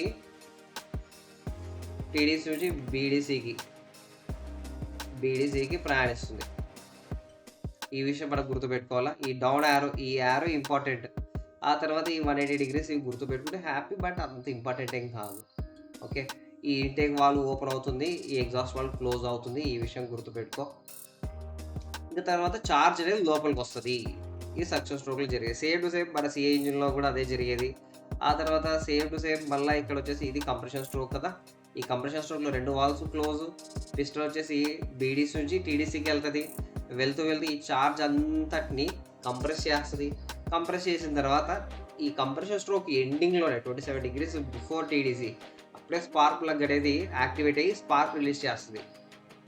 ఓకే. ఎప్పుడైతే స్పార్క్ రిలీజ్ చేస్తుందో ఇదే చూడు స్పార్క్ ఈడొచ్చింది. ఆ స్పార్క్ ఎప్పుడైతే రిలీజ్ అవుతుందో మొత్తం లోపల ఉన్నటువంటి చార్జ్ అంతా కూడా బర్న్ అయిపోతది. బర్న్ అయిపోయిన తర్వాత గ్యాసెస్ అగైన్ ఎక్స్‌పైర్డ్ అయితాయి. ఎక్స్‌పైర్డ్ అవుతూ పిస్టన్ వచ్చేసి పై నుంచి కిందికి అంటే టీడీసీ నుంచి బీడీసీకి బలవంతంగా నెట్టుతాయి. నెట్టినప్పుడు ఏమైపోద్ది? అక్కడ నుంచి పవర్ కనెక్టింగ్ రాడ్, తర్వాత క్రాంక్ షాఫ్ట్, ఆ తర్వాత నెక్స్ట్ ఫ్లై వీల్ వీటికి ట్రాన్స్‌ఫర్ చేస్తది. ఆ ఫ్లై వీల్ నుంచి క్లచ్ ప్లేట్లు, తర్వాత మనకి డ్రైవ్ షాఫ్ట్ లేదా బండ్లలో అయితే చైన్ ఉంటుంది. ఆ చైన్ నుంచి చక్రాలకి పవర్ ఎళ్తది. మనం అట్లా ముందుకు పోతాం. ఇది జరిగేది పవర్ స్ట్రోక్. ఆ తర్వాత సేమ్ థింగ్ ఎగ్జాస్ట్ గ్యాసెస్ ఉంటాయి. ఆ ఎగ్జాస్ట్ గ్యాసెస్ అన్నిటిని బయటకి పంపియాల. ఆ స్ట్రోక్ వచ్చేసి ఎగ్జాస్ట్ స్ట్రోక్ అంటాం. దీంట్లో పిస్టన్ వచ్చేసి బీడీసీ నుంచి టీడీసీకి వెళ్తది. ఎగ్జాస్ట్ వాల్వ్ ఓపెన్ అవుతది. Intake valve closed. ఈ విషయం గుర్తుపెట్టుకోవాలి. ఓకే. ఈ సైకిల్స్ ఏవి ఎప్పుడెప్పుడు ఎలా జరుగుతాయనేది ఇది నిద్రలో పడినా కూడా చెప్పినట్లు ఉండాల. అప్పుడే మన ఇంజిన్ అంతా కూడా ఈజీ అయితది. లేదనుకో అయిపాయే. ఆ తర్వాత కిందకి వెళ్తే కంపారిజన్ ఇచ్చాడు. 4 స్ట్రోక్ సైకిల్ 4 స్ట్రోక్ ఇంజిన్‌కి తర్వాత 2 స్ట్రోక్ సైకిల్ ఇంజిన్‌కి డిఫరెన్సెస్. ఈ డిఫరెన్సెస్ కొంచెం గుర్తుపెట్టుకోవాలి. ఓకే. మనకి ఎగ్జామ్ పాయింట్ ఆఫ్ వ్యూ అయితే డైరెక్ట్ మేబీ ఇంతవరకు క్వెషన్స్ అంటే పాత క్వెషన్ బ్యాంక్‌లో ఉండేవి. ఇప్పుడు అన్నీ అప్డేట్ అవుతున్నాయి. అప్డేట్ అయ్యే దానిలో లేవు. ఓకే. బట్ అయినా గాని చూద్దాం. ఈ 4 స్ట్రోక్ సైకిల్ ఇంజిన్‌లో వచ్చేసి ఈ 4 ఆపరేషన్స్ అంటే suction, compression, power, exhaust cycle of operations. ఈ సైకిల్ ఆఫ్ ఆపరేషన్స్ వచ్చేసి 4 స్ట్రోక్స్ లేదా 2 ఫ్లైవీల్ రెవల్యూషన్స్. 4 స్ట్రోక్స్ లేదా 2 ఫ్లైవీల్ రెవల్యూషన్స్‌లో కంప్లీట్ అయిపోతాయి. దాన్నొచ్చేసి 4 స్ట్రోక్ సైకిల్ ఇంజిన్ అంటాం. ఈ విషయం గుర్తుపెట్టుకోవాలా. అదే 2 స్ట్రోక్ సైకిల్ ఇంజిన్ అనుకోండి. దీంట్లో వచ్చేసి 2 పిస్టన్ స్ట్రోక్స్ లేదా 1 ఫ్లైవీల్ రెవల్యూషన్‌లో కంప్లీట్ అయితాయి. ఫ్లైవీల్ అంటాడు, క్రాంక్ షాఫ్ట్ అంటాడు 2 కూడా అటాచ్ అయ్యి ఉంటాయి. ఇక్కడ క్రాంక్ షాఫ్ట్ అనే ఇచ్చాడు. క్రాంక్ షాఫ్ట్ కాకుండా ఫ్లైవీల్ ఇచ్చినా 2 ఒకటే. 2 అటాచ్ అయితాయి. ఆ తర్వాత నెక్స్ట్ కింద ఇవన్నీ డిఫరెన్సెస్ ఇచ్చాడు. ఈ డిఫరెన్సెస్ గుర్తుపెట్టుకోండి హ్యాపీ. బట్ ఈ point more thermal efficiency 4 stroke cycle engine more thermal efficiency ఈ విషయం గుర్తుపెట్టుకోవాలి. అంటే వేడి ఎంత వేడి జనరేట్ అయింది, ఎంత జనరేట్ అయినటువంటి వేడి పవర్‌ని జనరేట్ చేయడానికి హెల్ప్ అయింది అనేదే ఈ ఎనర్జీ థర్మల్ ఎఫిషియన్సీ అంటాం. అదే విధంగా ఇంజిన్ యొక్క ఎఫిషియన్సీ అంటే పవర్ అవుట్‌పుట్ కూడా దీంట్లో ఎక్కువ ఉంటుంది. 2 స్ట్రోక్ సైకిల్ యొక్క ఎఫిషియన్సీ తక్కువ. అంటే అవుట్‌పుట్ బై ఇన్‌పుట్ గుర్తుపెట్టుకోండి. అవుట్‌పుట్ బై ఇన్‌పుట్ దీన్నే ఎఫిషియన్సీ అంటాం. ఆ తర్వాత ఇంజిన్స్ 4 స్ట్రోక్ హెవీ, 2 స్ట్రోక్ వచ్చేసి అంత ఎక్కువ వెయిట్ ఉండవు. ఇవి దీంట్లో ఉండేవి. తర్వాత ఇంకొకటి విషయం 2 స్ట్రోక్ సైకిల్ ఇంజిన్స్ వచ్చేసి దీంట్లో ఒక పెద్ద అడ్వాంటేజ్ ఉంది. Weight to power ratio. అంటే ఆ ఇంజిన్ ఎంత ఓవరాల్ వెయిట్ ఎంతో ఉంది. అది ఎంత పవర్ ప్రొడ్యూస్ చేస్తుంది. దీన్నే వెయిట్ టు పవర్ రేషియో అంటాం. 2 స్ట్రోక్ సైకిల్ ఇంజిన్స్‌లో ఈ వెయిట్ టు పవర్ రేషియో ఎక్కువగా ఉంటుంది. 4 స్ట్రోక్ సైకిల్ ఇంజిన్స్‌లో తక్కువ. ఈ విషయం గుర్తుపెట్టుకోవాలి. మేబీ అడగరులే. అడిగితే ఏమైపోద్ది కష్టం కదా! అందుకు గుర్తుపెట్టుకోమని చెప్తాను. Next comparison between CI engine and SI engine. Okay. Sorry SI engine and CI engine. SI engine అంటే సబ్ ఇన్స్పెక్టర్ ఇంజినా? కాదు. Spark ignition engine. CI engine అంటే సర్కిల్ ఇన్స్పెక్టర్ ఇంజిన్ కాదు. Compression ignition engine. ఓకే. ఈ రెండిటికి మధ్య differences ఖచ్చితంగా గుర్తుపెట్టుకోవాలి. SI ఇంజిన్‌లో వచ్చేసి పెట్రోల్‌ని ఫ్యూయల్‌గా ఉపయోగిస్తాం. సీఐ ఇంజిన్‌లో వచ్చేసి డీజిల్‌ని ఫ్యూయల్‌గా ఉపయోగిస్తాం. ఆ తర్వాత డిఫరెన్సెస్ ఇక్కడ క్లియర్‌గా మెన్షన్ చేశాడు. ఈ డిఫరెన్సెస్ మాత్రం కేవలం మన ఎగ్జామ్ పాయింట్ ఆఫ్ వ్యూయే కాదు. మనకి నెక్స్ట్ అండర్‌స్టాండింగ్‌కి కూడా చాలా హెల్ప్ అయ్యిద్ది. సక్షన్ స్ట్రోక్‌లో వచ్చేసి ఎస్ఐ ఇంజిన్‌లో మనకి petrol and air fuel mixture అంటాం అనమాట దాన్ని. ఆ ఎయిర్ ఫ్యూయల్ మిక్స్చర్ సక్షన్ స్ట్రోక్‌లో సిలిండర్‌లోకి ఎంటర్ అయితది. కానీ సీఐ ఇంజిన్‌లో కేవలం గాలి మాత్రమే లోపలికి ఎంటర్ అవుతుంది. ఈ విషయం గుర్తుపెట్టుకోవాలా. సీఐ ఇంజిన్‌లో గాలి మాత్రమే సక్షన్ స్ట్రోక్‌లో వెళ్తుంది. కానీ ఎస్ఐ ఇంజిన్‌లో ఎయిర్ ప్లస్ ఫ్యూయల్ మిక్స్చర్ 2 కలిసి లోపలికి వెళ్తాయి. ఆ తరువాత కంప్రెషన్ రేషియో. కంప్రెషన్ రేషియో అంటే నథింగ్ బట్ ఇదంతా సిలిండర్ అనుకోండి. ఈ టోటల్ వాల్యూమ్‌ని ఎన్ని పార్ట్స్‌కి మనం కుదించామనేది కంప్రెషన్ రేషియో అంటాం. ఇది మూవ్ అవుతూ ఉంటుంది. మేబీ ఇంత వాల్యూమ్‌ని మనం ఇంతగా దగ్గరగా కంప్రెస్ చేసినామా? లేకపోతే ఇంత వాల్యూమ్‌ని ఇంతవరకు కంప్రెస్ చేసినామా? ఈ రేషియోనే కంప్రెషన్ రేషియో అంటాం. మన అర్థం అవ్వడానికి ఇలా చెప్పారు. బట్ టెక్నికల్ కొంచెం డిఫరెన్స్ ఉంది. ఈ కంప్రెషన్ రేషియో వచ్చేసి ఎస్ఐ ఇంజిన్‌లో కొంచెం తక్కువగా ఉంటుంది. సీఐ ఇంజిన్‌లో ఎక్కువగా ఉంటుంది. అందుకే కంప్రెషన్ రేషియో ఎక్కువ. దీని నుంచి టార్క్ కూడా ఎక్కువ. టార్క్ కూడా ఎక్కువ ఇస్తది కాబట్టి మనకి లారీలు, ట్రక్కులు ఇట్లా పెద్ద పెద్ద హెవీ వెహికల్స్ ఉంటాయి కదా! వాటన్నిటిలో ఈ డీజిల్ ఇంజినే వాడుతున్నాం. ఈ పెట్రోల్ ఇంజిన్ వాటన్నిటిని కూడా పెద్ద పెద్ద దాంట్లో మనం వాడం. ట్రాన్స్‌పోర్టేషన్‌కే ఉపయోగిస్తాం పెట్రోల్ ఇంజిన్‌లని. ఓకే. ఎప్పుడైతే కంప్రెషన్ రేషియో తక్కువ ఉంటుందో కంప్రెషన్ ప్రెషర్ తక్కువే, టెంపరేచర్ కూడా తక్కువే. ఎప్పుడైతే కంప్రెషన్ రేషియో ఎక్కువగా ఉంటుందో ఆటోమేటిక్‌గా ఆ కంప్రెషన్ ప్రెషర్, ఆ తర్వాత టెంపరేచర్ ఇవంతా కూడా ఎక్కువగా ఉంటాయి. ఓకే. ఆ తర్వాత నెక్స్ట్ ఈ పాయింట్స్. కాన్స్టాంట్ వాల్యూమ్ సైకిల్, తర్వాత constant pressure cycle. SI engine work అయ్యే ప్రిన్సిపల్ వచ్చేసి కాన్స్టాంట్ వాల్యూమ్ సైకిల్. ఆ తర్వాత ఈ డీజిల్ ఇంజిన్ వర్క్ అయ్యేది వచ్చేసి కాన్స్టాంట్ ప్రెషర్ సైకిల్. సైకిల్స్ ఉన్నాయి. సైకిల్స్ ఏంటి అంటే ఇంజిన్స్ డిజైన్ చేసే స్టార్టింగ్ టైంలో ఒక్కొక్క ఇంజినీర్లు ఒక్కొక్క రకమైనటువంటి సైకిల్స్‌ని వాళ్ళ ఓన్‌గా తయారు చేస్తూ ఉండేవాళ్ళు. ఓకేనా? దాంట్లో సమ్ వేరియబుల్స్ వాటిని ఫిక్స్‌డ్‌గా పెట్టేవాళ్ళు. ఆ వేరియబుల్ ఏదైతే ఫిక్స్‌డ్‌గా ఉందో దాన్ని బేస్ చేసుకొని వీటికి పేర్లు ఇచ్చారు. ఈ ఎస్ఐ ఇంజిన్‌లో వచ్చేసి వాల్యూమ్ ఫిక్స్‌డ్. వాల్యూమ్‌లో ఎటువంటి మార్పు ఉండదు. అందుకే దీన్ని కాన్స్టాంట్ వాల్యూమ్ ఇంజిన్స్ అంటాం. సీఏ ఇంజిన్స్‌లో వచ్చేసి ప్రెషర్ కాన్స్టాంట్. అందుకే కాన్స్టాంట్ ప్రెషర్ ఇంజిన్ అంటాం. ఓకే. అది ఈ విషయం. తర్వాత నెక్స్ట్ వచ్చేసి ఈడ ఫ్యూల్‌ని లేదా చార్జ్‌ని ఏ విధంగా బర్న్ చేస్తాం అనేసి ఇచ్చాడు. ఎస్ఐ ఇంజిన్‌లో వచ్చేసి మనకు స్పార్క్ ప్లగ్ ఉంటుంది. ఆ స్పార్క్ ప్లగ్ ద్వారా స్పార్క్ రిలీజ్ అయితది. ఆ స్పార్క్ ద్వారానే మన ఈ పెట్రోల్ అవన్నీ కూడా బర్న్ అయితాయి. ఓకే. అదే కనుక సీఏ ఇంజిన్‌లో మనకు స్పార్క్ ప్లగ్‌లు ఉండవన్నమాట. ఎవరైనా బాగా గుర్తుపెట్టుకోండి. సీఏ ఇంజిన్ లేదా డీజిల్ ఇంజిన్‌లో స్పార్క్ ప్లగ్ ఉంటుంది అంటే వాడంత ఎదవ ఎవడు ఉండడు. ఓకే. ఆహ్, ఇక్కడికొచ్చేద్దాం. సీఏ ఇంజిన్‌లో మాత్రం ఇంజెక్టర్‌లు ఉంటాయి. ఆ ఇంజెక్టర్‌లు వచ్చేసి హై ప్రెషర్‌తో డీజిల్‌ని ఇంజెక్ట్ చేస్తాయి. యాటమైజేషన్ అవ్వాలి అంటే హై ప్రెషర్‌తోనే మనం దీన్ని ఇంజెక్ట్ చేయాలి. డైరెక్ట్‌గా సిలిండర్‌లో ఈ కంబషన్ చాంబర్‌లో ఇంజెక్ట్ చేస్తది ఇంజెక్టర్. ఈ విషయం గుర్తుపెట్టుకోవాలి. అయితే ఈ కామెంట్ సెక్షన్‌లో మెన్షన్ చేయండి. ఇంజెక్టర్ పెట్రోల్ ఇంజిన్‌లో ఉంటుందా? ఉండదా? ఓకే. చూద్దాం ఎంతమంది మెన్షన్ చేస్తారో. ఒక్కసారి ఈ చూద్దాం. ఈ ఒట్టో సైకిల్, డీజిల్ సైకిల్. దీన్నే కాన్స్టాంట్ వాల్యూమ్ సైకిల్ అంటాము. దీన్నొచ్చేసి కాన్స్టాంట్ ప్రెషర్ సైకిల్ అంటాము. ఓకే. దీంట్లో బాగా చూడండి. ఇది వచ్చేసి స్ట్రోక్స్. మన స్ట్రోక్స్‌లో దీన్నే పీవీ డ్రాయింగ్ అని కూడా అంటాం. ప్రెషర్, వాల్యూమ్, పీవీ డ్రాయింగ్ అని డయాగ్రామ్ అని కూడా అంటాం దీన్ని. PV diagram, PV chart. Okay. ఇదొచ్చేసి ఇక్కడ నుంచి ఇటువైపు. ఇటు నుంచి ఇటువైపు మూవ్ అయితుందంటే టీడీసీ నుంచి బీడీసీ, ఇటు నుంచి ఇటు మూవ్ అయితుందంటే బీడీసీ టు టీడీసీ. ఈ విషయం గుర్తుపెట్టుకోవాలా. ఇప్పుడు చకచకా చూద్దాం. ఇది ఒట్టో సైకిల్ లేదా మనం పెట్రోల్ ఇంజిన్‌లో ఉపయోగించే కాన్స్టాంట్ వాల్యూమ్ సైకిల్. దీంట్లో 1-2 సారీ 1-2 అంటే పిస్టన్ వచ్చేసి టీడీసీ నుంచి బీడీసీకి వచ్చింది. ఈ టైంలో వాల్యూమ్ పెరుగుతుంది. అందుకే వాల్యూమ్ ఇంక్రీజ్ అయ్యింది. ఓకే. ఆ సమయంలో మనకి ప్రెషర్ ఏమి ఉండదు. ఎందుకంటే గాలి లోపలికి వస్తుంది కదా! ప్రెషర్ ఏమి ఉండదు. Suction stroke completed. ఆ తర్వాత నెక్స్ట్ స్ట్రోక్ ఏంటి? కంప్రెషన్ స్ట్రోక్ కదా! ఆ పిస్టన్ బీడీసీ నుంచి టీడీసీకి వెళ్ళాలి. ఆ టైంలో 2 వాల్వ్స్ కూడా క్లోజ్డ్. ఎప్పుడైతే గాలి అంతా వాల్వ్స్ అన్ని క్లోజ్ అయిపోయాయో గాలి బయటికి పోలేదు. అప్పుడు ఏం జరుగుతది? ప్రెషర్ పెరుగుతది. వాల్యూమ్ తగ్గుతది. ఎందుకంటే పిస్టన్ బీడీసీ నుంచి టీడీసీకి వెళ్తుంది. ఆ వాల్యూమ్ అంతా కూడా తగ్గిపోతూ ఉంటుంది. స్పేస్ అంతా తగ్గుతూ వస్తది. ప్రెషర్ పెరుగుతూ పోతుంది. ఓకేనా? అందుకే వాల్యూమ్ తగ్గుతూ వస్తుంది. తర్వాత ప్రెషర్ పెరుగుతా పోతాంది. అర్థమైందా? So, compression stroke over. ఆ తర్వాత కంప్రెషన్ స్ట్రోక్‌లో కొంచెం మనకి ఎక్స్‌టెన్షన్ ఉంటుంది. Some part. ఆ పార్టే ఈ రెండిటికి డిఫరెన్స్. ఓకే. ఇప్పుడు నెక్స్ట్ ఏం జరుగుతుంది? ఇక్కడ చూడండి. ఇక్కడ కంప్రెషన్ జరిగింది. ఆ తర్వాత మనకి before 27 degrees of TDC in compression stroke ఇది ఒట్టో సైకిల్ లేదా అంటే స్పార్క్ ఇగ్నిషన్ ఇంజిన్ అది స్పార్క్ రిలీజ్ చేస్తది. స్పార్క్ రిలీజ్ చేసినప్పుడు అప్పుడు స్పార్క్ రిలీజ్ అయ్యిద్ది. గ్యాసెస్ అన్ని ఎక్స్పాండ్ అయ్యనీకి ట్రై చేస్తుంటాయి. కానీ వాల్యూమ్ ఎక్స్పాండ్ కాదు వెంటనే. ఆ కొద్ది పీరియడ్‌లో మనకి ప్రెషర్ పెరుగుతుంది. వాల్యూమ్ పెరగదు. అర్థమైందా? అందుకే ఇక్కడ వచ్చేసి లైన్ ఇలా పైకెళ్ళింది. Along the pressure line. Okay. Pressure పెరిగింది. వాల్యూమ్ ఎటువంటి డిఫరెన్స్ ఉండదు. ఆ తర్వాత సర్టెన్ పాయింట్ వస్తుంది. Power stroke.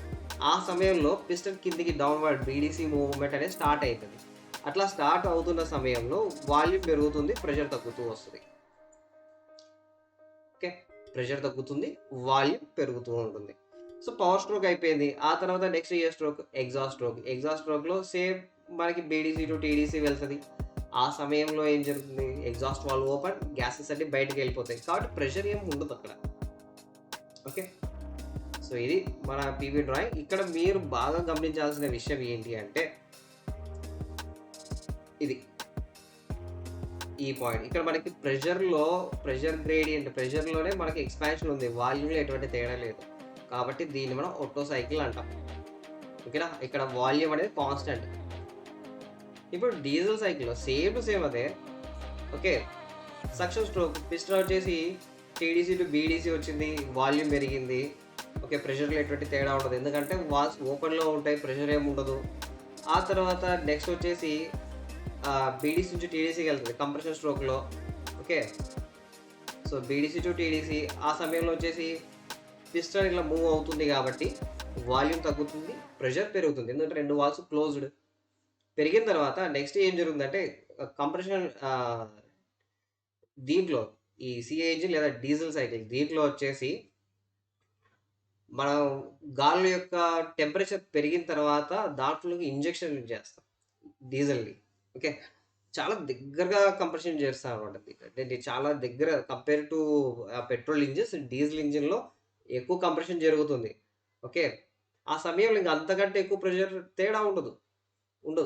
ఎప్పుడైతే మనం ఇంజెక్షన్ చేస్తామో, ఇంజెక్షన్ చేసిన తర్వాత ఏం జరుగుతుంది, ఇంజెక్ట్ చేస్తాం, ఆ గ్యాసెస్లో ఈ డీజిల్ అంతా ఆటమైజ్ అయిపోయి వెళ్ళి రియాక్ట్ అయిపోయి పవర్ జనరేట్ అవుతుంది. పవర్ జనరేట్ అయినప్పుడు ఇన్స్టాంట్గా మనకి డీజిల్ బర్న్ అయిపోయి పిస్టన్ ఇట్లా కిందికి నెట్టేస్తుంది. వాల్యూమ్లో చేంజ్ అవుతుంది, ప్రెషర్లో చేంజ్ కాదు. ఎందుకంటే ఆల్రెడీ దీని యొక్క మ్యాక్సిమం ప్రెషర్ అచీవ్ అయిపోయింది, అది పరిస్థితి. ఆ తర్వాత నెక్స్ట్ వచ్చేసి పవర్ స్ట్రోక్లో టీడీసీ టు బీడీసీ వస్తుంది, ప్రెషర్ తగ్గిపోతుంది, వాల్యూమ్ పెరుగుతుంది. ఆ తర్వాత నెక్స్ట్ మళ్ళీ ఎగ్జాస్ట్ స్ట్రోక్లో కూడా సేమ్ అదే. Okay, BDC to TDC, exhaust valve open, pressure తగ్గిపోతుంది. అంటే compare to suction stroke, exhaust స్ట్రోక్లో కొంచెం ప్రెషర్ ఎక్కువగా ఉంటుంది. ఇది క్లారిటీ ఉంటే చాలు. But for PV drawing and ఈ constant volume and constant pressure సమయంలో కంప్రెషన్ స్ట్రోక్ యొక్క ఎండింగ్లోనే మనకు అన్నీ జరిగేది. ఓకే, ఈ ఒట్టో సైకిల్ లేదా ఎస్ఐ ఇంజిన్లో వచ్చేసి ఈ ప్రెషర్ మారుతుంది, వాల్యూమ్ మారదు. డీజిల్ సైకిల్ లేదా కాన్స్టెంట్ ప్రెషర్ సైకిల్ దీంట్లో మనకి ప్రెషర్ కాన్స్టెంట్, వాల్యూమ్ మారుతుంది. ఈ క్లారిటీ ఉంటే చాలు. ఆ తర్వాత నెక్స్ట్ వచ్చేసి ఇంజిన్లో ఏమేమి పార్ట్స్ ఉంటాయి అనేసి అడిగాడు. సో వీలైతే మొత్తం ఆపేసేసి అంటే కాబట్టి పాస్ చేసి ఇక్కడ ఉన్నటువంటి పార్ట్స్ అన్నీ కూడా ఒకసారి చూడండి, హెల్ప్ అవుతాయి. ఆ తర్వాత నెక్స్ట్ వచ్చేసి direct and indirect fuel injection system. ఇదేం లేదు, కంబషన్ ఛాంబర్ అంటే మనకి సిలిండర్లో ఉంటుంది అనమాట, పిస్టన్ పైన ఉంటుంది. అక్కడ ఏం జరుగుతుంది అంటే కంబషన్ జరుగుతుంది, అందుకే దాన్ని కంబషన్ ఛాంబర్ అంటారు. ఆ కంబషన్ ఛాంబర్లో వచ్చేసి బర్న్ అవుతుంది కదా, మనం ఫ్యూల్ని ఇంట్రడ్యూస్ చేయాలి. ఈ ఎస్ఐ ఇంజిన్లో అయితే డైరెక్ట్ మనకు సక్షన్ స్ట్రోక్లోనే ఎయిర్ ఫిల్ మిక్చర్ అంతా లోపలికి వచ్చేస్తుంది. కానీ డీజిల్ ఇంజిన్లో అట్లా రాదు. ఓకే, ఎందుకంటే డీజిల్ అనేది పెట్రోల్ లాగా వాలటైల్ కాదు, స్టేబుల్గా ఉంటుంది. కాబట్టి డీజిల్ ఇంజిన్లో మనం ఇంజెక్ట్ చేయాలి. ఆ ఇంజెక్షన్ చేసే సిస్టమ్స్ వచ్చేసి 2 సిస్టమ్స్ ఉన్నాయి. ఒకటి డైరెక్ట్ ఇంజెక్షన్, ఇంకోటి వచ్చేసి ఇండైరెక్ట్ ఇంజెక్షన్. సింపుల్గా చెప్తా, కంబషన్ చేంబర్లో ఇంజెక్టర్ డైరెక్ట్గా డీజిల్ ఫ్యూల్ని కనుక ఇంట్రడ్యూస్ చేసింది అనుకోండి, అది వచ్చేసి డైరెక్ట్ ఇంజెక్షన్ అవుతుంది. అట్లా అవ్వకుండా ఫస్ట్ ఈ సిలిండర్ కంటే ముందు, కంబషన్ ఛాంబర్ కంటే ముందు ఇంకొక కంబషన్ ఛాంబర్ ఉంటుంది. ఆ కంబషన్ ఛాంబర్లోకి ఇంట్రడ్యూస్ చేసి అక్కడి నుంచి మళ్ళీ మెయిన్ కంబషన్ ఛాంబర్లోకి వెళ్తాయి. దాన్ని ఇండైరెక్ట్ ఇంజెక్షన్ సిస్టమ్ అంటాం. ఓకే, అంటే ఇక్కడ ఒక చిన్న క్లారిటీ, సిలిండర్లో డైరెక్ట్గా ఇంజెక్ట్ అయిపోతే దాన్ని డైరెక్ట్ ఇంజెక్షన్. అట్లా ఉన్న ఈ కంబషన్ ఛాంబర్కి తర్వాత సిలిండర్కి ముందు ఇంకొకటి ఉంటుంది, దాంట్లో ఇంజెక్షన్ జరిగి ఆ తర్వాత ఆడ నుంచి మళ్ళీ వస్తే దాన్ని వచ్చేసి ఇండైరెక్ట్ ఇంజెక్షన్ అంటాం. దీనికి డిఫరెన్సెస్ ఎందుకు ఇలా ఉన్నాయి అంటే, ప్రజెంట్ ఇప్పుడు ఉన్నటువంటి డీజిల్ క్లీన్ డీజిల్ బాగుంది, బాగా నీట్గా ప్యూరిఫై చేసేసి కొంచెం పల్సర్ చేసేసి నీట్గా బర్న్ అయ్యేలా చేస్తారు. కానీ స్టార్టింగ్ పీరియడ్లో అంటే ఈ డీజిల్ ఫ్యూల్ డీజిల్ సిస్టంలో ఇంజిన్లు తయారయ్యే పీరియడ్లో మన డీజిల్ ఇంత ప్యూర్గా ఉండేది కాదు, బాగా వాసన వచ్చేది అప్పట్లో. నాకు గుర్తు కూడా కొంచెం స్మెల్ వస్తుంది అంటే ఇంకా పాత టైంలో, ఆ టైంలో ఇంకెట్లో ఉండేదో ఒకసారి ఊహించుకోండి కదా. ఆ డీజిల్ సరిగ్గా బర్న్ అయ్యేది కూడా కాదు, అందుకోసమే అక్కడ ప్రీ ఇగ్నిషన్ లేదా ఈ ఇండైరెక్ట్ ఇంజెక్షన్ సిస్టమ్ని ఉపయోగించేవాళ్ళు అనమాట. సో ఇది పరిస్థితి. దీంట్లో మెయిన్ థింగ్ ఇక్కడ ఇక్కడ గుర్తుపెట్టుకోండి. ఇండైరెక్ట్ ఇంజెక్షన్‌లో వచ్చేసి fuel is not directly injected. Combustion ఛాంబర్‌లోకి మనం ఈ ఫ్యూల్‌ని డైరెక్ట్‌గా ఇంజెక్షన్ ఇవ్వము. ఓకేనా? డైరెక్ట్‌గా వెయ్యం. ఎందుకలా చేస్తామంటే ఫస్ట్ థిక్‌గా ఉంటాయి పాత డీజిల్, హెవీ డీజిల్. అవి కొంచెం లైట్‌గా మనం కన్వర్ట్ చేయాలి. అంటే పార్షియల్‌గా బర్న్ చేయాలి. పూర్తిగా కాదు. పార్షియల్‌గా బర్న్. అంటే బర్నింగ్ అనేది కూడా కొంచెం వేడి గాలిలో దాన్ని మిక్స్ చేస్తాం. సో దట్ అది ఇంకొంచెం బాగా ఎక్స్‌పాండ్ అయ్యి లైట్‌గా తయారైతది. ఆ లైట్‌గా తయారైన తర్వాత ఈజీగా బర్న్ అవుతది. ఇది దీనిలో జరిగేది ఇండైరెక్ట్ ఇంజెక్షన్‌లో. ఇంతకంటే ఎక్కువ గుర్తుపెట్టుకోవడం కష్టమని అనుకోవద్దండి. గుర్తుపెట్టుకోవచ్చు. ఓకే. సో దీంట్లో ఇంకా అక్కడ ఈ swirl chamber, pre combustion chamber, air cell compression chamber, ఈ 3 కంబషన్ ఛాంబర్స్ ఇచ్చాడు. యాక్చువల్లీ ఇమేజెస్ ఉండాలి. ఇమేజెస్ ఈ కొత్త పీడీఎఫ్‌లో అయితే లేవు. పాత పీడీఎఫ్‌లో అయితే క్లియర్‌గా మెన్షన్ చేస్తాడు. ఇది పలానా air cell combustion chamber, pre ignition compression chamber. అవి గుర్తుపెట్టుకుంటే పనైపోతది. ఇక్కడ లేదు కాబట్టి కిందికెళ్దాం. నెక్స్ట్ ఇక్కడికొచ్చేయండి. ఇది very, very, very, very important. Okay. ఈ ఎంటైర్ టెక్నికల్ టర్మ్స్. ఇక్కడ టీడీసీ అన్నాడు. టీడీసీ అంటే టాప్ డెడ్ సెంటర్. ఆ పిస్టన్ వచ్చేసి సిలిండర్‌లో మూవ్ అవుతూ ఉంటుంది. సో ఇక్కడ చూడండి. ఇది మన సిలిండర్. ఓకే. ఆ సిలిండర్ తర్వాత ఇది సిలిండర్. ఇదంతా కూడా సిలిండర్. దీంట్లో ఇది ఉంది కదా! ఇది పిస్టన్ అంటాం. ఓకే. ఈ పిస్టన్ వచ్చేసి సిలిండర్‌లో ఇలా మూవ్ అవుతూ ఉంటుంది. పైకి కిందకి మూవ్ అవుతుంది అనకూడదు మనం. దాన్ని రెసిప్రొకేటింగ్ అనాలి. ఓకే. రెసిప్రొకేటింగ్ అయ్యే పీరియడ్‌లో ఈ పాయింట్, ఈ పాయింట్. ఓకే. ఈ పాయింట్ ఏంటంటే దాన్ని డెడ్ సెంటర్ అంటాం. అక్కడ మూవ్‌మెంట్ అనేది ఆగిపోయి వేరొక డైరెక్షన్‌లో స్టార్ట్ అవుతది. ఈ డెడ్ సెంటర్ టాప్‌లో ఉంటే దాన్ని టాప్ డెడ్ సెంటర్ అంటాం. అదే డెడ్ సెంటర్ అంటే బాటమ్‌లో ఉంటే దాన్ని బాటమ్ డెడ్ సెంటర్ అంటాం. ఈ టీడీసీ అంటే టాప్ డెడ్ సెంటర్, బీడీసీ అంటే బాటమ్ డెడ్ సెంటర్. ఈ విషయం మనకు గుర్తుకుండాలి. ఓకే. టీడీసీ అంటే టాప్ డెడ్ సెంటర్. అక్కడ వచ్చేసి మూవ్‌మెంట్ అప్‌వర్డ్ మూవ్‌మెంట్ ఆగిపోయి అప్‌వర్డ్ మూవ్‌మెంట్ క్రాస్ అయిపోతది. డౌన్‌వర్డ్ మూవ్‌మెంట్ స్టార్ట్ అయితది. అది టీడీసీలో జరిగేది. ఓకే. అదే విధంగా నెక్స్ట్ బీడీసీలో ఏం జరుగుతుంది? బీడీసీలో ఏంటి అంటే పిస్టన్ టీడీసీ నుంచి బీడీసీకి వస్తది. బీడీసీకి సరిగ్గా ఈ పాయింట్‌కి వచ్చిన తర్వాత డౌన్‌వర్డ్ మూవ్‌మెంట్ ఆగిపోతుంది. ఆగిపోయిన తర్వాత ఇక్కడ నుంచి రివర్స్ మూవ్‌మెంట్ స్టార్ట్ అయితది. అంటే అప్‌వర్డ్ మూవ్‌మెంట్ స్టార్ట్ అయితది. ఓకే. నథింగ్ బట్ ఇక్కడ మీరు గుర్తుపెట్టుకోవాల్సిందేది టాప్ డెడ్ సెంటర్‌లో అప్‌వర్డ్ మూవ్‌మెంట్ ఆగిపోయి డౌన్‌వర్డ్ మూవ్‌మెంట్ స్టార్ట్ అయితది. బీడీసీలో రివర్స్. ఈ డౌన్‌వర్డ్ మూవ్‌మెంట్ ఆగిపోయి అప్‌వర్డ్ మూవ్‌మెంట్ స్టార్ట్ అవుతుంది. ఇది గుర్తుపెట్టుకోవాలి. నెక్స్ట్ బీడీసీ ఇచ్చాడు. ఈ బీడీసీలో ఇందాక మనం డిస్కస్ చేసాం. బాటమ్‌లో ఉంటుంది. డౌన్‌వర్డ్ మూవ్‌మెంట్ ఆగిపోతుంది. అప్‌వర్డ్ మూవ్‌మెంట్ స్టార్ట్ అవుతది. తర్వాత పిస్టన్ మూవ్ అవుతుంది. దాన్ని రెసిప్రొకేటింగ్ అంటున్నాం కదా! ఒక్కసారి మూవ్ అయితే అది టీడీసీ నుంచి బీడీసీకి కావచ్చు, బీడీసీ నుంచి టీడీసీకి కావచ్చు. ఒక్కసారి మూవ్ అయితే దాన్ని మనం స్ట్రోక్ అంటాం. ఓకే. ఆ తర్వాత నెక్స్ట్ సైకిల్. సైకిల్ ఏంటంటే మనకి యాక్చువల్లీ ఈ ఇంజిన్ పవర్ ప్రొడ్యూస్ చేయడానికి కొన్ని ఆపరేషన్స్ చేస్తుంది. ఆపరేషన్స్ సైకిల్ అంటాం. Nothing but suction, compression, power, exhaust వీటినే సైకిల్ అంటాం. సైకిల్ ఆఫ్ ఆపరేషన్స్ అంటాం. తర్వాత next swept volume, clearance volume, compression ratio ఈ 3 ఇక్కడ ఏం రాసాడో చూద్దాం. మళ్ళీ నెక్స్ట్ డ్రాయింగ్‌లోకి వెళ్దాం అర్థమైపోద్ది. స్వెప్ట్ వాల్యూమ్ ఏంటంటే పిస్టన్ యొక్క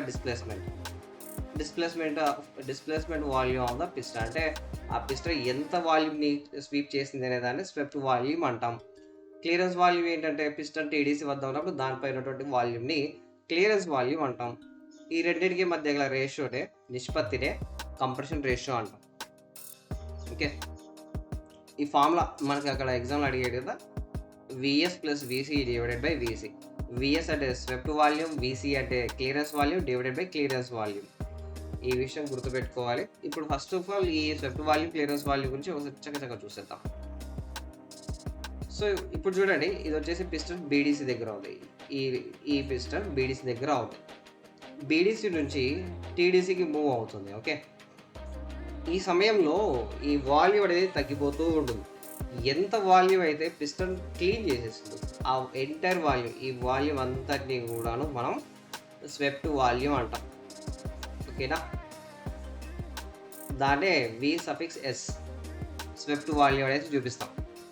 ఆ తర్వాత నెక్స్ట్ ఈ ఇమేజ్ దగ్గర అండి ఇక్కడికి ఇక్కడ చూస్తే మనకి పిస్టన్ ఆల్రెడీ టీడీసీ దగ్గర ఉంది. పిస్టన్ యాడ్ ఉంది టీడీసీ లేదా టాప్ డెడ్ సెంటర్ అంటాం. ఈ టీడీసీ దగ్గర ఉంది. టీడీసీ దగ్గర ఉన్న తర్వాత ఆ పైన ఉన్నటువంటి ఎంటైర్ వాల్యూమ్ దీన్ని వచ్చేసి క్లియరెన్స్ వాల్యూమ్ అంటాం.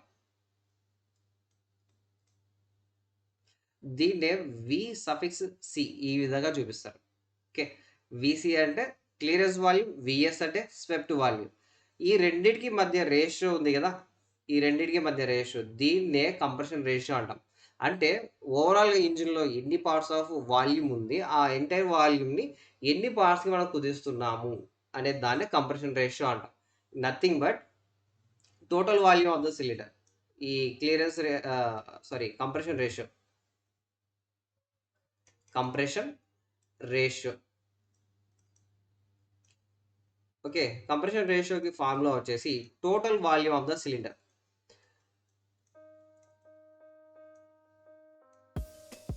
Total volume of the cylinder to volume at the clearance volume, లేదా మనం క్లియరెన్స్ వాల్యూమ్ రాసేద్దాం.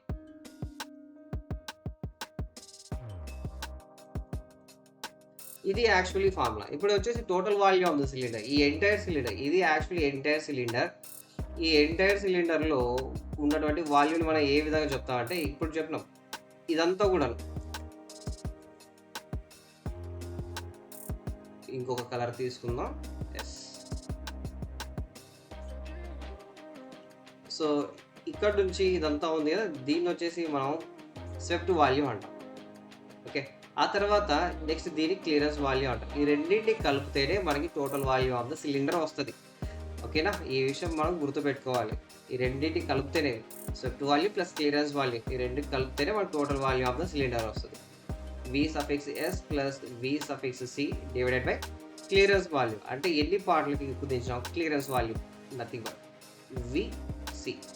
ఓకేనా, ఇది క్లియరెన్స్ వాల్యూమ్ సంబంధించినది, swept volume and compression ratio సంబంధించి కూడా ఇదంతా గుర్తుపెట్టుకోవాలి. ఇంకా నెక్స్ట్ వచ్చేసి ఏంటి, పవర్ అంటే రేట్ ఆఫ్ వర్క్ డన్, మన ఇంజిన్ ఎంత పవర్ అక్కడ క్రియేట్ చేస్తుంది అనేది. ఈ ఫార్ములా గుర్తుపెట్టుకున్నా హ్యాపీ, గుర్తుపెట్టుకోకపోయినా ఇబ్బంది ఏం లేదు. బట్ నా సజెషన్ ఏంటంటే దీన్ని గుర్తుపెట్టుకోండి, force into distance divide by time, అంటే రేట్ ఆఫ్ వర్క్ డన్, అంతే. ఆ తర్వాత నెక్స్ట్ హార్స్ పవర్, ఇది వెరీ వెరీ ఇంపార్టెంట్. హార్స్ పవర్ని ఒక వ్యక్తి ఫస్ట్ టైం చెప్పడం జరిగింది. ఆ వ్యక్తి పేరు మన కామెంట్ సెక్షన్లో మెన్షన్ చేయండి.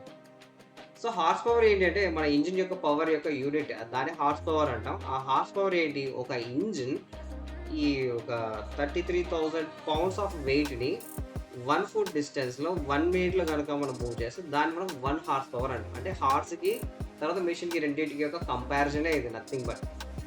ఓకే, సేమ్ ఇది ఎల్బిఎస్ అంటే మనకు పౌండ్స్లో ఉంది. పౌండ్స్ని మనం కనుక నార్మల్ ఎస్ఐ సిస్టంలో కేజీలో కనుక మనం మార్స్తే 4,500 కేజీ ఉన్నటువంటి ఒక వెయిట్ని 1 మీటర్ దూరం వరకు 1 నిమిషంలో కనుక మూవ్ చేయగలిగితే దాన్ని మనం 1 హార్స్ పవర్ అంటాం.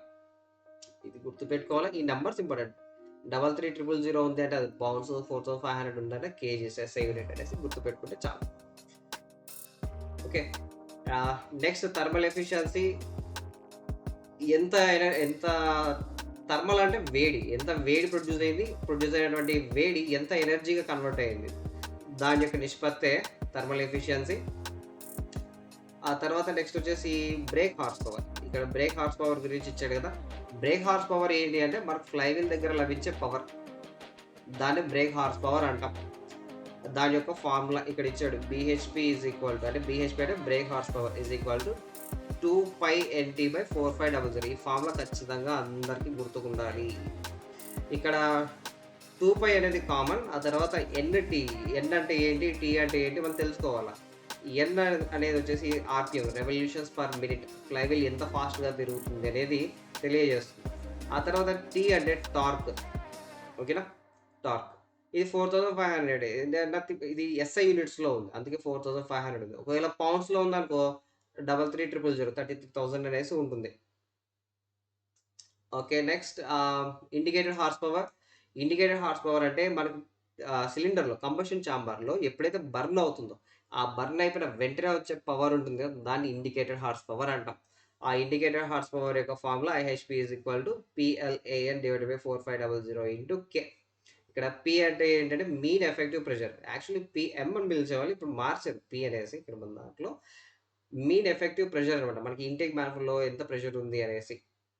ఆ తర్వాత ఎల్ అంటే ఈ ఎల్ ఉంది కదా, ఎల్ అనేది వచ్చేసి స్ట్రోక్ లెంత్, అంటే టీడీసీకి బీడీసీకి మధ్య గల దూరం. తర్వాత ఏరియా, ఏ అంటే ఏరియా ఆఫ్ ద పిస్టన్. అంటే పిస్టన్ మనకి ఇట్లా సర్కిల్ పైన రౌండ్ ఉంటుంది. పెద్ద పిస్టన్లు వచ్చేసి పెద్దగా ఉంటాయి, చిన్న పిస్టన్లు చిన్నగా ఉంటాయి. ఆ ఏరియా, సర్కిల్ యొక్క ఏరియా. ఓకే.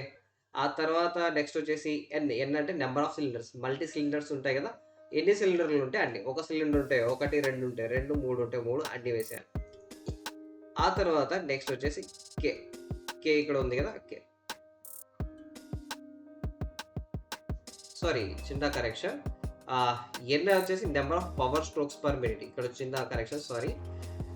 ఎన్ వచ్చేసి number of power strokes per minute. ఈ 2 స్ట్రోక్ సైకిల్ ఇంజిన్‌కి 4 స్ట్రోక్ సైకిల్ ఇంజిన్‌కి మారతాయి. ఓకేనా? ఈ మన 2 స్ట్రోక్ సైకిల్ ఇంజిన్ ఉందనుకోండి, దాంట్లో వచ్చేసి ఎవ్రీ పవర్ స్ట్రోక్, ఎవ్రీ రెవల్యూషన్‌లో ఒక పవర్ స్ట్రోక్ జరుగుతది. ఫర్ సపోజ్ మనకి ఇక్కడ వచ్చేసి 1000 ఆర్‌పిఎం ఉందనుకుందాం. 1000 ఆర్‌పిఎం అంటే ప్రతి రెవల్యూషన్‌లో ఒక్కొక్క పవర్ స్ట్రోక్ జరుగుతుంది. అంతే ఉంటుంది. అదే గనుక 4 స్ట్రోక్ సైకిల్ ఇంజిన్‌లో ఇదే 1000 ఉన్నాయనుకోండి, పవర్ స్ట్రోక్స్ వచ్చేసి 1000 జరగవు. 1000 డివైడెడ్ బై 2, ఎందుకంటే 2 ఫ్లైవీల్ రెవల్యూషన్స్‌కి ఒక పవర్ స్ట్రోక్ వస్తుంది. 1000 డివైడెడ్ బై 2 ఎంత? 500. ఓకే. ఇది number of power strokes per minute. ఇది వచ్చేసి ఆర్‌పిఎంని బేస్ చేసుకొని మారుతూ ఉంటాయి. ఆర్‌పిఎంని క్యాలిక్యులేట్ చేయాలి. ఆ తర్వాత ఆ స్ట్రోక్ ఏంటి, ఆ సైకిల్ ఏంటి అనేసి ఐడెంటిఫై చేసినామంటే మనకి నెంబర్ ఆఫ్ పవర్ స్ట్రోక్స్ వచ్చేస్తాయి. ఆ తర్వాత కే వచ్చేసి నెంబర్ ఆఫ్ సిలిండర్స్ యొక్క సంఖ్య. సింగిల్ సిలిండరా, డబుల్ సిలిండరా అది. తర్వాత ఫ్రిక్షనల్ హార్స్ పవర్ మన ఇంజిన్‌లో జరిగే లాసెస్, వాటినే ఫ్రిక్షనల్ హార్స్ పవర్ అంటారు. లేదా దీన్ని మెకానికల్ లాసెస్ అని కూడా అంటాం. దీని యొక్క ఫార్ములా ఐహెచ్‌పిలోంచి బీహెచ్‌పి తీసేస్తే వచ్చేస్తది. ఐహెచ్‌పి మైనస్ బీహెచ్‌పి గుర్తుపెట్టుకో. ఆ తర్వాత mechanical efficiency output by input. ఎప్పుడైనా గుర్తుపెట్టుకోవాలా, ఎఫిషియన్సీ అనే మాట వచ్చింది అంటే అవుట్‌పుట్ బై ఇన్‌పుట్. అది పర్సెంటేజ్‌లో చెప్తాం కాబట్టి ఇంటూ 100. ఈ విషయం మనం గుర్తుపెట్టుకోవాలా. ఇక్కడ పవర్ విషయంలో అవుట్‌పుట్ ఏంటి? ఫ్లైవీల్ దగ్గరే మన అవుట్‌పుట్. అక్కడ నుంచే తీసుకుంటాం. దాన్ని బీహెచ్‌పి అంటాం, అక్కడ లభించే పవర్‌ని. తర్వాత ఇంజిన్‌లో ఎప్పుడైతే బర్న్ అవుతుందో ఆ ఇన్‌స్టాంట్‌లో వచ్చే పవర్‌ని వచ్చేసి ఇండికేటెడ్ హార్స్ పవర్ అని పిలుస్తాం. Okay. IHP output divided by input, BHP by IHP into 100. ఆ తర్వాత నెక్స్ట్ వాల్యూమెట్రిక్ ఎఫిషియన్సీ అంటే మన సిలిండర్‌లో ఎంత వాల్యూమ్ ఉంది, ఆ తర్వాత ఎంత వాల్యూమ్ మన పవర్ ట్రాన్స్మిషన్ చేయడానికి, పవర్‌ని క్రియేట్ చేయడానికి హెల్ప్ అవుతుంది, ట్రాన్స్‌ఫర్ చేయడానికి హెల్ప్ అవుతుంది అనేది వాల్యూమెట్రిక్ ఎఫిషియన్సీ. ఈ వాల్యూమెట్రిక్ ఎఫిషియన్సీ ఎస్ఐ ఇంజిన్‌లో ఎక్కువ ఉంటుంది. ఈ విషయం గుర్తుపెట్టుకో. నెక్స్ట్ త్రో ఏంటి అంటే ఇక్కడ ఉన్నటువంటి డెఫినిషన్ బాగా చూస్తే ఈ ఇమేజ్‌లోకి వెళ్దాం. యెస్. ఇది మన క్రాంక్ షాఫ్ట్. ఓకే. ఈ క్రాంక్ షాఫ్ట్‌లో వచ్చేసి దీన్ని మనం మెయిన్ జోర్నల్ అంటాం. ఓకే. మెయిన్ జోర్నల్ యొక్క యాక్సిస్. ఇది ఒక మెయిన్ జోర్నల్, ఇది ఒక మెయిన్ జోర్నల్, ఇది మెయిన్ జోర్నల్, ఇది మెయిన్ జోర్నల్, ఇవి మెయిన్ జోర్నల్స్. ఆ తర్వాత ఇవి క్రాంక్ పిన్స్. 1, 2, 3 తర్వాత ఇక్కడ ఉంది 4. వీటిని క్రాంక్ పిన్స్ అంటాం. వీటి యొక్క సెంటర్స్ ఒకసారి డ్రా చేద్దాం. ఇది క్రాంక్ పిన్స్ యొక్క సెంటర్. ఆ తర్వాత మెయిన్ జోర్నల్స్ నుంచి కూడా ఒక సెంటర్ డ్రా చేద్దాం. సో ఈ విధంగా మనకి వచ్చేసింది. మెయిన్ జోర్నల్స్ యొక్క సెంటర్ నుంచి ఈ క్రాంక్ పిన్స్ ఉంటాయి కదా, వీటికి మధ్య గల డిస్టెన్స్, దీన్నే మనం త్రో అంటాం. Piston throw. ఓకేనా? ఎప్పుడు కూడా గుర్తుపెట్టుకోవాలా, పిస్టన్ యొక్క స్ట్రోక్ లెంత్ ఉంటుంది కదా, ఆ స్ట్రోక్ లెంత్‌కి ఇది డబల్ ఉంటుంది. సారీ, స్ట్రోక్ లెంత్‌లో ఇది హాఫ్ ఉంటుంది. దీని యొక్క డబల్ స్ట్రోక్ ఉంటుంది. మళ్ళీ ఇంకోసారి చెప్తున్నాను చూడండి. ఈ త్రో ఏదైతే ఉందో, ఈ త్రో వచ్చేసి ఎంతైతే ఉంటుందో దీనికి డబల్ స్ట్రోక్ లెంత్ ఉంటుంది. ఒకవేళ అలా కాకుండా వాడు రివర్స్ అడిగాడు అనుకోండి, స్ట్రోక్ లెంత్‌లో హాఫ్ వచ్చేసి త్రో ఉంటుంది. ఈ విషయం మనం గుర్తుపెట్టుకోవాలా. ఓకే. నెక్స్ట్ ఇక్కడ ఇచ్చాడు కదా డబుల్ ద త్రో. ఈ పాయింట్ ఇంపార్టెంట్. ఈ point okay. Next firing order. Firing order ఏంటంటే మల్టీ సిలిండర్ ఇంజిన్‌లో పవర్ స్ట్రోక్ జరిగే క్రమ పద్ధతినే ఫైరింగ్ ఆర్డర్ అంటాం.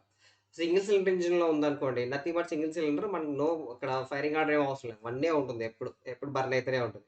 అట్లా కూడా 2 సిలిండర్, 3 సిలిండర్, 4 సిలిండర్ ఇట్లా ఉంటాయి. వాటిల్లో అన్ని సిలిండర్‌లో ఒకేసారి పవర్ రాదు. ఆల్టర్‌నేట్‌గా వస్తుంది. దాన్ని పవర్ బ్యాలెన్సింగ్ అంటాం. ఓకే. దానికోసం హెల్ప్ అయ్యేదే ఫైరింగ్ ఆర్డర్. సో, ఇది తర్వాత నెక్స్ట్ కింద ఇవన్నీ కూడా ఇచ్చాడు. ఇక్కడ చూడండి. సీసీ అంటే మనకి ఇంజిన్ యొక్క కెపాసిటీ. ఓకే. ఈ బోర్ అంటే ఏంటి? సిలిండర్ యొక్క డయామీటర్. ఈ విషయం కూడా గుర్తుపెట్టుకోవాలా. ఇంకా నెక్స్ట్ కిందికెళ్దాం. కిందకెళ్తే dash board, gauges, meters and warning lights. ఇది మన డాష్ బోర్డ్‌లో ఇవన్నీ ఉంటాయన్నమాట. ఓకే. చకచకా చూద్దాం. ఓడోమీటర్ వచ్చేసి మనం ఎంత దూరం ప్రయాణించాం అనే దాన్ని చూపిస్తది ఓడోమీటర్. అంటే మనకి బైక్‌లో వీటన్నిటిలో మనం స్పీడోమీటర్ తర్వాత ఒకటి ఉంటుంది కదా! ఎన్ని కిలోమీటర్లు ప్రయాణించాం అనేసి. యాక్చువల్లీ ఆ మీటర్‌ని ఓడోమీటర్ అంటాం. మళ్ళీ ఇప్పుడు ఓడోమీటర్‌లో టైప్స్ వచ్చాయి. మనం యాడ్ చేసుకుంటూ పోవచ్చు. ట్రిప్ 1, ట్రిప్ 2, ట్రిప్ 3 అట్లా. తర్వాత నెక్స్ట్ స్పీడోమీటర్ వచ్చేసి ఇన్‌స్టాంట్‌గా ఈ సమయంలో మన వెహికల్ ఎంత స్పీడ్‌లో ఉంది అని తెలియజేస్తది. స్పీడ్ తెలియజేసేది స్పీడోమీటర్. ఆ తర్వాత ఇంజిన్ వర్క్ అవుతుంది కదా! ఇంజిన్ యొక్క ఫ్లైవీల్ తిరుగుతూ ఉంటుంది. దాన్ని ఆర్‌పిఎం మీటర్‌తో కొలుస్తాం. ఆ ఆర్‌పిఎం మీటర్‌ని టాకోమీటర్ అని కూడా అంటాం. ఈ విషయం గుర్తుపెట్టుకోవాలా. దాని తర్వాత నెక్స్ట్ ఇవి ఇంపార్టెంట్. ఓకే. మనకెందుకంటే డైరెక్ట్ ఎగ్జామ్‌లో అడిగాడు. మనకిక్కడ ఏందంటే ఆ ఇండికేటర్ ఏంటి? ఆ ఇండికేటర్ యొక్క ఉపయోగం అంతే. అంతకు మించి మనం ఎక్కువ తెలుసుకోవాల్సిన పనిలే. ఇగ డాష్ బోర్డ్‌లో అన్నీ కనిపిస్తూ ఉంటాయి. కార్ ఎక్కిన వాళ్ళు, డ్రైవ్ చేసిన వాళ్ళకి తెలుస్తాయి ఇవి. ఇది ఏంటంటే బల్బు డ్యామేజ్ అయితే దాన్నొచ్చేసి మనం డెడ్ బల్బ్ అంటాం. ఇంకోటి ఏంటంటే ఈ ఇండికేటర్‌లు ఎప్పుడైతే మనకు సమస్య ఉంటుందో అప్పుడే వస్తాయి. లేకపోతే రావు. తర్వాత ఇది వచ్చేసి మనకి స్పీడోమీటర్. సెకండ్‌ది ఉంది కదా! ఇది వచ్చేసి స్పీడోమీటర్. Wait a second. ఇది స్పీడోమీటర్. ఈ స్పీడోమీటర్‌లో వచ్చేసి ముళ్ళు ఇక్కడ ఉంది. తర్వాత ఇక్కడ వచ్చేసి యారో మార్క్ ఇక్కడ చూపిస్తున్నాడు. దీన్నొచ్చేసి క్రూజ్ కంట్రోల్ అంటాం. స్పీడ్ వచ్చేసి ఒకే లెవెల్‌లో అలాగే మెయింటైన్ చేస్తది. మన మారుతి మహీంద్రా ఎక్స్‌యూవీ 700 ఇట్లాంటి కార్లు ఉన్నాయి కదా! వాటిల్లో ఒక స్పీడ్‌లో మనం అలా పెట్టేసి వదిలేసినాం అనుకోండి. అదే స్పీడ్ అది మెయింటైన్ చేస్తూనే పోతుంది. హైవేలో ఎక్కువ లాంగ్ డిస్టెన్స్ ట్రావెల్ చేసేటప్పుడు ఇది హెల్ప్ అవుతుందన్నమాట. అంటే ఫ్లక్చుయేషన్ అనేది ఉండదు. ఒక పీస్‌ఫుల్‌గా ఒక కాన్స్టాంట్ స్పీడ్‌లో వెళ్ళడానికి హెల్ప్ అవుతుంది. నెక్స్ట్ ఈ traction control system TCS. Traction control అంటే రోడ్డుకి తర్వాత మన వెహికల్ యొక్క టైర్‌లకి ఉన్నటువంటి గ్రిప్. దాన్ని ట్రాక్షన్ అంటాం. ఓకే. ఆ ట్రాక్షన్ కంట్రోల్ ఒక్కోసారి మనకి ఆఫ్ అయిపోతూ ఉంటుంది. అంటే ట్రాక్షన్ మిస్ అవుతది. మిస్ అయినప్పుడు దాన్ని వచ్చేసి టీసీఎస్ ఆఫ్ అనేసి ఇట్లా మనకి ఇండికేటర్ ఏస్తది. ఆ సమయంలో కొంచెం స్పీడ్ తగ్గు అనేసి ఒక ఇండికేటర్. ఆ తర్వాత నెక్స్ట్ ఈ ఫోర్త్ ఇండికేటర్ ఒకసారి చకచకా చూసేద్దాం. Stability control. అంటే వెహికల్ వచ్చేసి స్థిరంగా పోతూ ఉండాలి కదా! ఒక్కోసారి మిస్‌బాలన్స్ అయిపోయి స్కిడ్ అవుతూ ఉంటుంది. అట్లా ఉంటే కొన్నిట్లో అంటే అన్ని వెహికల్‌లో చూపియవు. కొన్ని అడ్వాన్స్‌డ్ వెహికల్స్‌లో చూపిస్తాయన్నమాట. ఆ తర్వాత నెక్స్ట్ వచ్చేసి ఇది సెంట్రల్ డిఫరెన్షియల్ లాక్. మనం ఒక దాంట్లో చూసాం. ఆల్ వీల్ డ్రైవ్ తర్వాత 4 వీల్ డ్రైవ్. ఇది ఓకే. సెంట్రల్ డిఫరెన్షియల్ వచ్చేసి మనకి ఆల్ వీల్ డ్రైవ్‌లో ఉంటుంది. ఆల్ వీల్ డ్రైవ్‌లో ఉన్నటువంటి సెంట్రల్ డిఫరెన్షియల్ లాక్ అయిపోయింది అన్నమాట. సంథింగ్ డ్యామేజ్ వచ్చింది. దీంట్లో 2 టైప్స్ ఆఫ్ కలర్స్ ఉంటాయి. ఒకటి ఆరెంజ్, ఒకటి రెడ్. ఆరెంజ్ కలర్ ఉంది అంటే నీకు కొంచెం టైం ఉంటుంది. నెక్స్ట్ పోయి రిపేర్ చేపించుకోవచ్చు. అలా కాకుండా ఆరెంజ్ కాకుండా రెడ్ ఉందనుకో ఇమ్మీడియేట్‌గా యాక్షన్ తీసుకోవాలి. ఇది. నెక్స్ట్ థింగ్ ఆరోది ఇదేంటంటే ప్రాక్సిమిటీ సెన్సార్. ప్రాక్సిమిటీ సెన్సార్ ఏంటి అంటే కార్ మనం పార్క్ చేసేటప్పుడు రివర్స్‌లో వెళ్తూ ఉంటాం కదా! ఆ సమయంలో ఏదైనా ఆబ్‌స్టాకిల్ ఎనకల ఉందనుకోండి. మనిషో లేకపోతే గోడో ఏదో ఒకటి ఉంది. అది బీప్ బీప్ బీప్ అని సౌండ్ ఇస్తా ఉంటుంది. ఓకేనా? అంటే ఎనకాల ఆబ్జెక్ట్ ఉంది అని తెలియజేయడానికి హెల్ప్ అయ్యేది ఈ ప్రాక్సిమిటీ సెన్సార్. తర్వాత ఎకో మోడ్, ఫ్యూయల్ సేవ్ అయితది. తర్వాత స్టీరింగ్ సిస్టమ్ సంబంధించి ఏదైనా డ్యామేజ్ ఉందనుకోండి అది చూపిస్తది. స్టీరింగ్‌లో ఏదో సంథింగ్ ఇష్యూ ఉంది అనేసి. ఓకే. ఇక్కడ ఇచ్చాడు చూడండి. ఈ పవర్ స్టీరింగ్‌లో ఎప్పుడైనా సమస్యలుంటే మనకు అలా వస్తది. తర్వాత నెక్స్ట్ 9 వచ్చేసి గ్లో ప్లగ్. ఇది గ్లో ప్లగ్. గ్లో ప్లగ్ ఏంటంటే డీజిల్ ఇంజిన్‌లో ఉంటది. పెట్రోల్ ఇంజిన్‌లో ఉంటుందో ఉండదో చెప్పలేం. ఎందుకంటే మేబీ అది డిజైన్ బట్టి మారొచ్చు. అది క్లైమేట్ బట్టి. మోస్ట్‌లీ పెట్రోల్‌లో నార్మల్ కండిషన్స్‌లో అయితే ఉండదు. ఓకే. ఈ గ్లో ప్లగ్ డీజిల్ ఇంజిన్స్‌లో ఉంటది. ఈజీగా స్టార్ట్ అవ్వడానికి హెల్ప్ అయ్యిద్ది.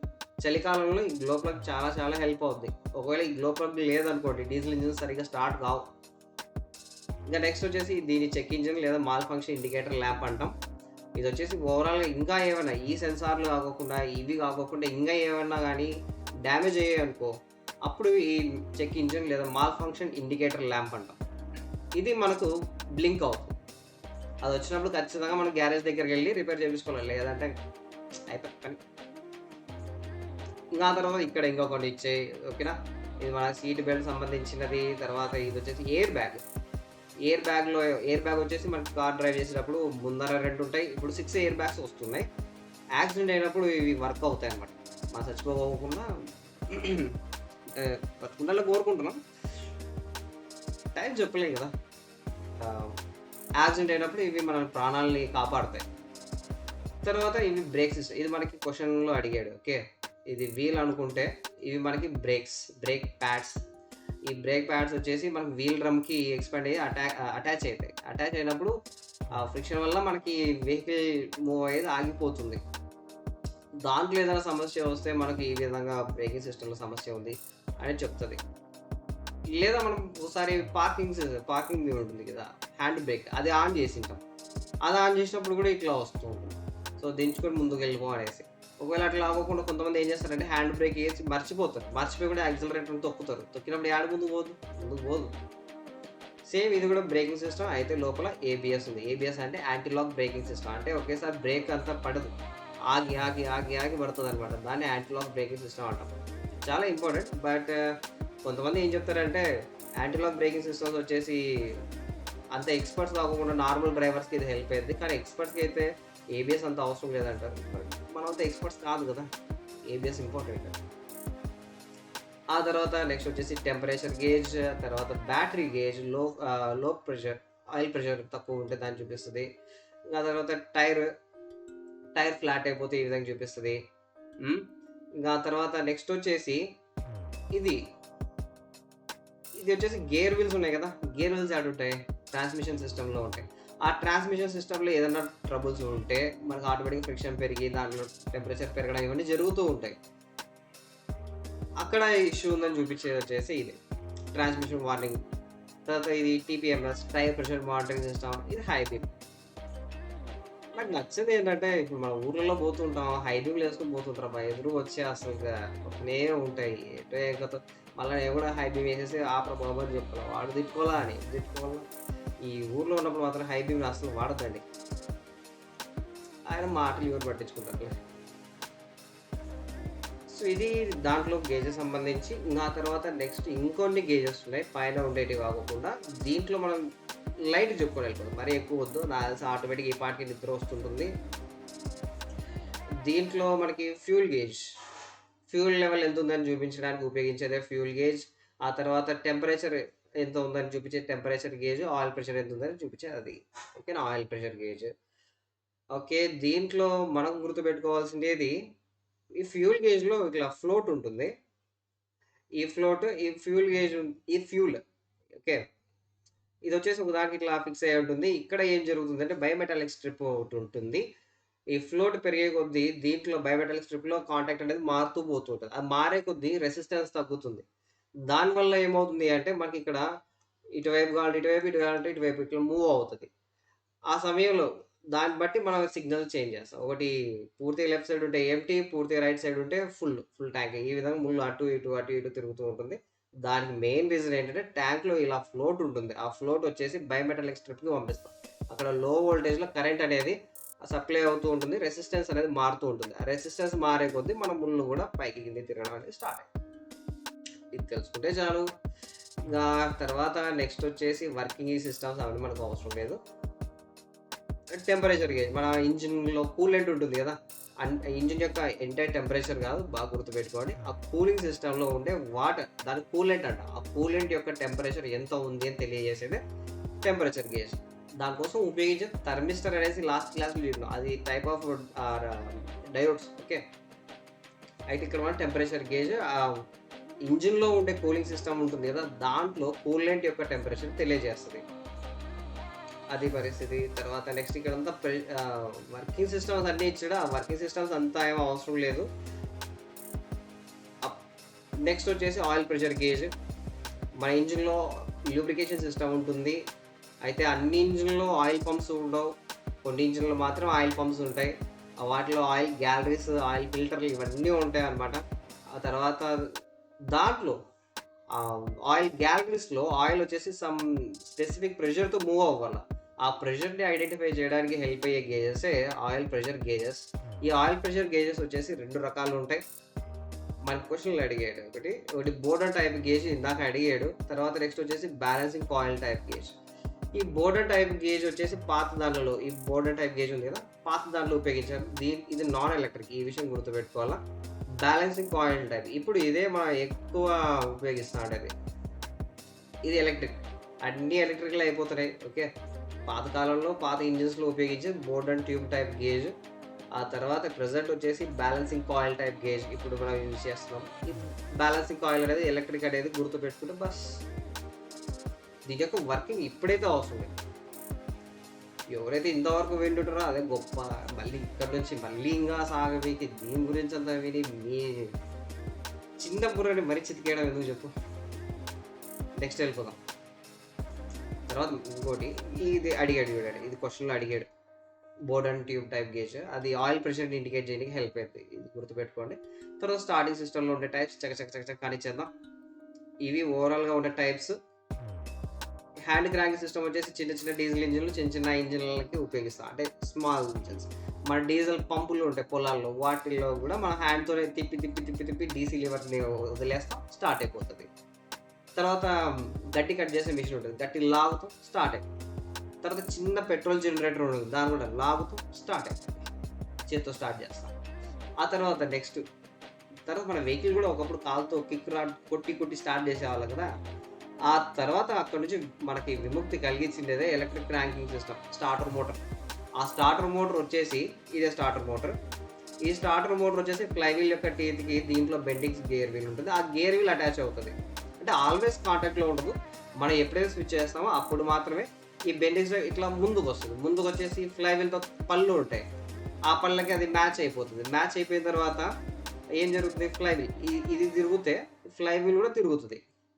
ఓకేనా, తిరుగుతుంది. ఎప్పుడైతే ఫ్లైవీల్ తిరుగుతుందో దానికి అటాచ్ ఉన్నటువంటి క్రాంక్ షాఫ్ట్, ఆ తర్వాత కనెక్టింగ్ రాడ్, ఆ తర్వాత పిస్టన్, ఇవి కూడా మూవ్ అవ్వడం స్టార్ట్ అవుతాయి. ఈ క్రాంక్ షాఫ్ట్ ఏమో గుండ్రంగా తిరుగుతుంది, ఈ పిస్టన్ ఏం చేస్తుంది, పైకి కిందికి తిరుగుతుంది. అట్లా తిరిగేటప్పుడు మనకి సైకిల్ ఆఫ్ ఆపరేషన్స్ జరుగుతాయి. ఎప్పుడైతే పవర్ స్ట్రోక్ జరుగుతుందో అప్పుడు మన ఇంజిన్ స్టార్ట్ అయిపోతుంది. ఓకే, ఇక్కడ బాగా గుర్తుపెట్టుకోవాలా. ఇది బ్యాటరీ, ఇది వచ్చేసి స్టార్టర్ మోటార్. ఆ స్టార్టర్ మోటార్ ఉంది కాబట్టి దాన్ని వచ్చేసి మనం ఎలక్ట్రిక్ మోటార్ క్రాంకింగ్ సిస్టమ్ అంటాం. ఓకే, అలా కాకుండా హైడ్రాలిక్ సిస్టమ్, మన కంప్రెస్డ్ ఆయిల్తో ఉపయోగపడేవి, దీనిలో వచ్చేసి హైడ్రాలిక్ క్రాంకింగ్ సిస్టమ్ అంటాం. పెద్ద ట్రక్కుల్లో ఉపయోగిస్తారు దీనిలోనే. ఓకే, ఇమేజ్ గుర్తుపెట్టుకో బస్. ఇంతకు మించి మనం ప్రజెంట్ అయితే అవసరం లేదు. లేదు అసలు మాకు ఇంకా కావాలా అని చెప్పే అంతా చాలా ఏదో ఇక్కడ ఉండే చదువుకుంటూ టిక్ మార్క్ చేసుకుంటూ పోతున్నావు. మాకు ఇంకా కావాలి అంటే direct happy go to ChatGPT అడిగేసి నీకు కావాల్సిన ఇన్ఫర్మేషన్ వస్తుంది. కానీ ఎగ్జామ్ దగ్గరలో ఉంది కదా, జాగ్రత్త. నెక్స్ట్ కంప్రెస్డ్ ఎయిర్ క్రాంకింగ్, ఇది వచ్చేసి పెద్ద పడవల్లో ఉపయోగిస్తారనమాట. ఓకే, అంటే మన ఎంటైర్ సిలిండర్ని వచ్చేసి దాంట్లో కంప్రెస్డ్ ఎయిర్ని పంపిస్తారు. ఆ ఎయిర్ వచ్చేసి ఎక్స్పాన్షన్ అవుతూ ఉంటుంది కదా. ఆ తర్వాత అట్లా మనకి మూమెంట్ అంతా జరిగిన తర్వాత మనకి పవర్ అనేది ఇంట్రొడ్యూస్ చేస్తారు. సో దట్ మన పెద్ద ఇంజిన్స్ వర్క్ అయితే. ఇంకా నెక్స్ట్ గ్యాసోలిన్ ఇంజిన్ స్టార్టింగ్, అంటే ఈ చిన్న ఒక పెట్రోల్ ఇంజిన్ ఉంటుంది, ఆ పెట్రోల్ ఇంజిన్ స్టార్ట్ చేసి ఆ తర్వాత నెక్స్ట్ పెద్ద ఇంజిన్ స్టార్ట్ చేస్తారు. ఇవి పెద్ద మిషన్లు ఉంటాయి అనమాట, హెవీ ఎర్త్ మూవర్స్ అంటారు. ఆ ఎర్త్ మూవర్స్ అంటే మన బకెట్ వీల్ ఎక్స్ట్రాక్టర్ ఇట్లాంటి కొన్ని ఉంటాయి. అంటే మొత్తం మైనింగ్ చేసి తిప్పేసి ఇట్లా చేసేస్తాయి. అట్లా పెద్ద ఇంజిన్స్ని ఒకేసారి స్టార్ట్ చేయలేము. అప్పుడు చిన్న ఇంజిన్ స్టార్ట్ చేసి దాని నుంచి నెక్స్ట్ ఇట్లా స్టార్ట్ చేస్తారు. నథింగ్ బట్ ఆ చిన్న ఇంజిన్ స్టార్టర్ మోటార్ అనుకుంటే, చిన్న ఇంజిన్ స్టార్టర్ మోటార్ లాగా అనుకో. ఆ స్టార్టర్ మోటార్ వచ్చేసి ఫ్లైవీల్ ఎత్తుతుంది. అట్లా రిమైనింగ్ ఇంజిన్ అంతా వర్క్ అవుతుంది. చిన్న ఇంజిన్ కాబట్టి ఇట్లా, పెద్ద ఇంజిన్ కాబట్టి ఈ పెట్రోల్ ఇంజిన్ ఉపయోగిస్తాం.